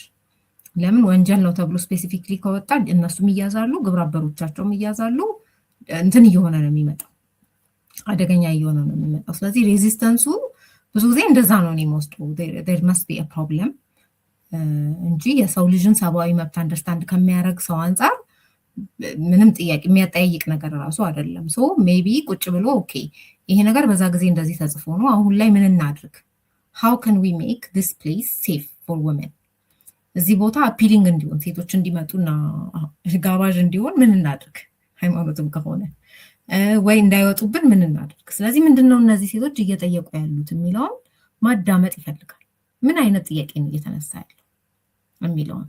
ኢየሱስም እንደዛ አይታሉ። በጣም ፌቨራይት የመጽሐፍ ቅዱስ ክፍሌ ዮሐንስ 4 ነው። ለምሳሌ ዮሐንስ 4 ከዛች ሰማርያዊት ሴት ጋር በጣም ለሰዓታት ነው ያውም ደቀ መዛሙርት ልኮ ምናምን ቁጭ ብሎ የሚያዳምጠው የምትጠይቀውን ጥያቄ። እናንተና በዚህ በኩል ነው ይላሉ፣ እናንተና በዚህ በኩል ነው ይላሉ፣ አንተ ምን ትላለህ ምናምን እያለችው ማለት ነው። ሶ when women are asking questions እንዴት ጥያቄ ይነሳል ምናምን ብሎ ቡራ ከራዩ ማለቱ መጽሐፍ ቅዱሳዊ አይደለም፣ አንድ ክርስቶሳዊ አይደለም፣ ሁለት ከዛ ደግሞ ስለነዛ ሰዎች ነው ሞር ሪፍሌክት የሚያደርገው። ኦኬ ስለዚህ ስለ መብት ስለ ሴቶች ያላቸው አስተሳሰብ ምን ይመስላል ብለን እንድንገመግማቸው ያደርጋል። ስለዚህ ለእኔ አይጋብዘኝም። ለምሳሌ እንዲህ አይነት ሰባኪ ጋር ሄዶ እግዚአብሔርም ቃል ቢሆን ምንም ለመስማት ልቤ አምላክ ኦኬ ባይ ብዬ ነው የምቀጥለው። ከዛ ሰውዬ ለምን እሰማለሁ? በእኔ መብት ላይ እንደዚህ አይነት መደራደሪያ የሚያቀርብ ሰው ጋር ቁጭ ብሎ ማዳመጥ በጣም ይከብዳል። ስለዚህ ለሃይማኖታቸው ቀናይ የሆኑ ሰዎች ካሉ ይሄንን በስነስርዓት መርምረው ምላሽ መስጠት ነው ያለባቸው ብዬ ነው የማስበው እኔ ማለት ነው። አይ አናደርግም ካሉ ደግሞ ኦኬ እንደዚህ የሚነሱት ክሪቲክሶች አይቀሬ ናቸው። they have to live with it ማለት ነው። ቶለሬት አድርገው በቃ መኖር መቻል መልመድ አለባቸው። ክሪቲሳይዝ የማይደረግ ነገር ስለሌለ አሁን ላይ ባለው ሁኔታ ከማየው ትሬንድ ገና እንትኑ ያለ አይመስለኝም። ይሄ ቁጭ ብሎ ተረጋግቶ የመነጋገሩ ነገር የለም። ሌብል ሳይደራረጉ አሁን ጥያቄውንም ስታነሻ አንቺ እንዲህ ነሽ ነው ጥያቄውንም የሚመልሰው ሰውዬ አንተ እንዲህ ነህ ነው እንጂ የምንባባለው ሀሳቡ በስነስርዓት ይገምገም የሚለው ማስተዋል ላይ አልደረስንም። ስለዚህ የኔ እንትን እንደ ካልቸር ዲቨሎፕ ብናደርግ ይህንን አይነት ኮንቨርሴሽንስ ማዳበር አለ አይደለ? በቃ ቁጭ ብሎ መነጋገር መቻል ይቻላል እኮ ከፈሪሳውያን እና ከሰዱቃውያንም ጋር ተደርጓል ይሄ ኮንቨርሴሽን፣ ምንም አልተፈጠረም። እና ጳውሎስም ያደረገው ነበር። አሪዮስፋጎስ የሚባል እንትን ላይ ቁጭ ብለው አይደለም ትልቅ እንትን ላይ ይደረጋል። ሶ ኮንቨርስ ማድረግ ምንም ችግር አለው ብዬ አላስብም። ይህንን እንደ ባህል ብንይዘው ጥሩ ነው ብዬ አስባለሁ። ግን ከባድ ነው። we have a long way to go. Please be patient with us as we will try to be patient with you. እኛም እናንተን ለመታገስ እንሞክራለን። እንዲሁ ከመሬት ተነስታችሁ እንደዚህ አትሆኑ ብዬ ይሆናሉ ሰዎች ብዬ ስለማላስብ እኛም ከመሬት ተነስተን እንደማንል ማሰቡ ጥሩ ነው እና መደማመጥ፣ ከዛን መራራት፣ ሰዎች ችግራቸውን ሲናገሩ ኦኬ እውነትም ተቸግረው ሊሆን ይችላል ምንድን ነው ብሎ ማዳመጥ መቻል፣ ያንን ለመቅረፍ መሞከር፣ ከዛ ደግሞ የኔ አስተዋጽኦ እዚህ ችግር ውስጥ ምንድን ነው ብሎ ማየት መፍትሄ ይሆናል ብዬ ነው ማስበው። እኔ በስተመጨረሻ ግን ያው ይቀራል አላስብም። ከሶሳይቲያችን አንጻር ትንሽ ትከብዳለች እቺ። አዎ ምንም ጥያቄ የለው። እንደው እንግዲህ ያለፈውን ሳምንት የተከታተሉ አድማጮቻችን በጣም በርካታ አድማጮች ማለት ነው ዶክተር ዮናስን የአእምሮ ስፔሻሊስት ሐኪሙን ጨምሮ እንደዚሁም ደግሞ ደራሲ እና አዘጋጅ መዓዛ ወርቁን ጨምሮ አብዛኞቹ የሰጡትን ኮሜንት ሳይ ነበረ። በርካታ አድማጮቻችንም በጣም ወደውታል። እጅግ አድርገን ነው የምናመሰግነው። ክፍል 3ቱንም እንደዚሁ ትወዱታላችሁ ብለን ተስፋ እናደርጋለን። ክፍል 4 ደግሞ ይቀጥላል። ጥያቄ አስተያየት ካላችሁ አሁንም በ703 475 6309 በቀጥታ ወይንም በቴሌግራም ወይንም ደግሞ በምንጊዜሚዲያ@gmail.com ማድረስ ይቻላል። ከጊዜ አንጻር ነው እንጂ አይተናል አስተያየቶቻችሁን ጠቅለል አድርጌ ያቀረብኩት። እጅግ አድርገን እናመሰግናለን። ፌቡዬ አንቺንም እጅግ አድርጌ በጣም አመሰግናለሁ። እኔም በጣም ነው የማመሰግነሽ። ቴንክ ዩ በጣም። አድማጭ ተመልካቾቻችን ከገጣሚ ዶክተር ፌቨን ፋንጮ ጋራ በ3 ክፍል ያደረኩት ውይይት ይህንን ይመስል ነበር። የሚቀጥለው ሳምንት ደግሞ ክፍል 4ቱን ይዘንላችሁ እንመለሳለን። ስለ አብሮነታችሁ እጅግ በጣም አመሰግናለሁ። ሰላም። ምንጊዜም ሚዲያ የዕለቱ ጉዳይ ከመጽሐፍት ገበታ፣ ከአድማጮች መድረክ መስታወት፣ የቅዳሜ ወጎችና የተወልደ እንግዳ መደበኛ ዝግጅቶቻችን ናቸው። 703 475 6309 ስልካችን፣ ምንጊዜም ሚዲያ @gmail.com የኢሜል አድራሻችን ነው። ሰብስክራይብ በማድረግ ቤተሰብ ይሁኑ። ምንጊዜም ኢትዮጵያ።